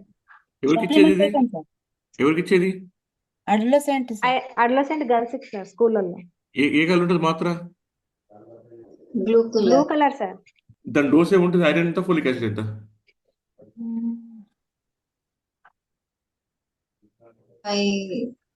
అందుకే ఇందాక ఎవరు పెట్టింది అప్పుడు, మొన్న పెట్టింది ఎవరు గ్రూప్లో అనేక ఫోటోలు. అందులో ఎలిమెంట్ ఐరన్ ఎంత ఉంటుందో చూసుకోండి సార్. దాన్ని నాకు ఇప్పుడు కూడా ఐరన్ ఫోలిక్ టాబ్లెట్ కనిపిస్తుంది. నాకు అసలు అర్థమే సత్తలేదు. అది రకరకాలుగా కనబడుతున్నాయి ఆ టాబ్లెట్లు. ఇంతకుముందు సింపుల్ ఒకటే టాబ్లెట్ ఉంటుండే. ఇప్పుడు ఏమైంది? మదర్కి ఇచ్చే టాబ్లెట్ ఒకలాగా ఉంది, మళ్ళీ అదే కొత్తగా ఐరన్ ఏంటది, ఫెర్రస్ ఆస్కార్బికేట్ వచ్చింది. ఫెర్రస్ ఆస్కార్బికేట్ అది మదర్కి ఇచ్చేది. రెగ్యులర్ పిహెచ్కి వచ్చి ఐరన్ టాబ్లెట్ అది వేరే ఉంది మళ్ళీ. Okay, iron deficiency. ఈ స్నాక్స్, టిఫిన్లు, టీలు, marriage, early marriage effects,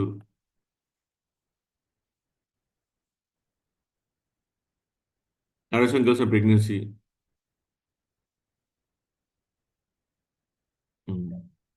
great ఏంటంటే నేను మొత్తం కంప్లీట్ చేసిన ఈ బుక్ అంతా. First trimester, second trimester, third trimester, 3 ట్రైమిస్టర్లు. ఆదిలాబాద్ ఎవరు చెప్పారు? సాధారణమైన చెప్పినట్టు 4th ట్రైమిస్టర్ అని. ఎప్పటి నుంచి అది? 36 నుంచి 40 వారాలకు 4th ట్రైమిస్టర్గా కూడా డివైడ్ చేసినట్టు చెప్పింది ఆమె. ఆ విషయం కూడా కరెక్టే ఉంది. కానీ మనకైతే జనరల్గా 3 ట్రైమిస్టర్లే ఉంటాయి. హీమోగ్లోబిన్ లెవెల్ కంటే తక్కువ ఉండకుండా చూసుకోవాలి. ఓకే, ఐరన్ ఫోలిక్ యాసిడ్ బిల్లలు. డీటీ కొత్తగా టీటీ కాదు ఇప్పుడు. ఓకే, ఇది ఇంతకుముందు వచ్చింది మనకు. ఇది ఎంతో మరి చూడండి, ఈ 2 చార్ట్లు మనకు ఉన్నాయి బుక్లోనే, చదువుకోండి. అది ఇది కూడా చదువుకోండి.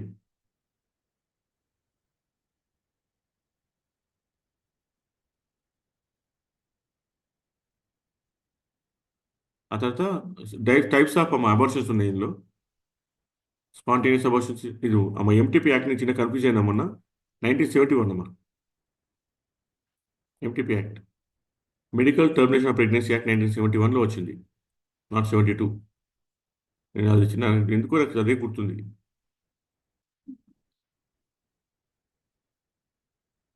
ఇప్పుడు కూడా నాకు అది నాకు యాక్సెప్ట్ చేయలేదు. 71లో యాక్ట్ వచ్చింది, 72లో ఇంప్లిమెంట్ అయింది యాక్చువల్గా అది. సరే, యాక్ట్ వచ్చింది లెక్క. ప్రీమ్యారిటల్ కౌన్సిలింగ్, రోల్ ఆఫ్ ఏఎన్ఎం మీరు చదువుకోవాల్సింది లేదు, నేను చెప్పడానికి ఏమీ లేదు అమ్మా. ఇవి ఇవి చూడండి, ఇంపార్టెంట్ వర్డ్స్ ఇచ్చిన కొన్ని.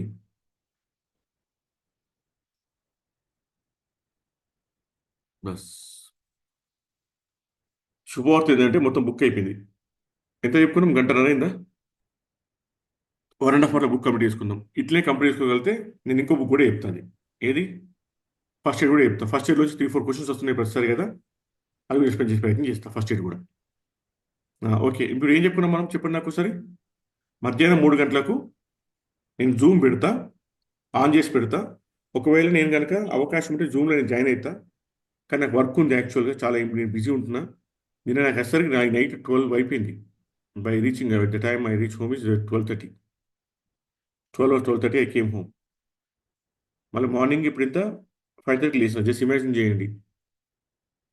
ఏమో ఒకటే ఆలోచిస్తున్నాను, ఎట్లన్నా ఏసీలకు జాబులు తెచ్చుకోవాలి, ఎట్లా కసివిటి ఇది ఇప్పుడు కాకపోతే ఎప్పుడు కాదు, నాకు ఇబ్బంది అయినా పర్లేదని నేను I'm working hard for that.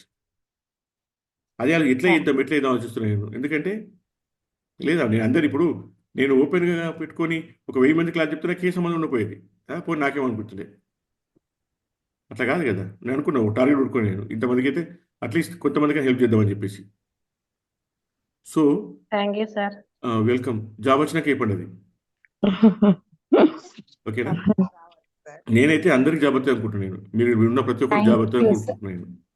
But మీరు అంతే కష్టపడాలి, ఆ లెవెల్నే కష్టపడాలి, హార్డ్ వర్క్ చేయాలి. Okay sir. ఓకే, ఇప్పుడు రానోళ్ళు నేను ఏం చేయాలమ్మా, ఇట్లా ఇప్పుడు ఇందులో కూడా రానోళ్ళు క్లాస్ నేనేం చెప్తాను, మన చేతిలో ఏముంటుంది?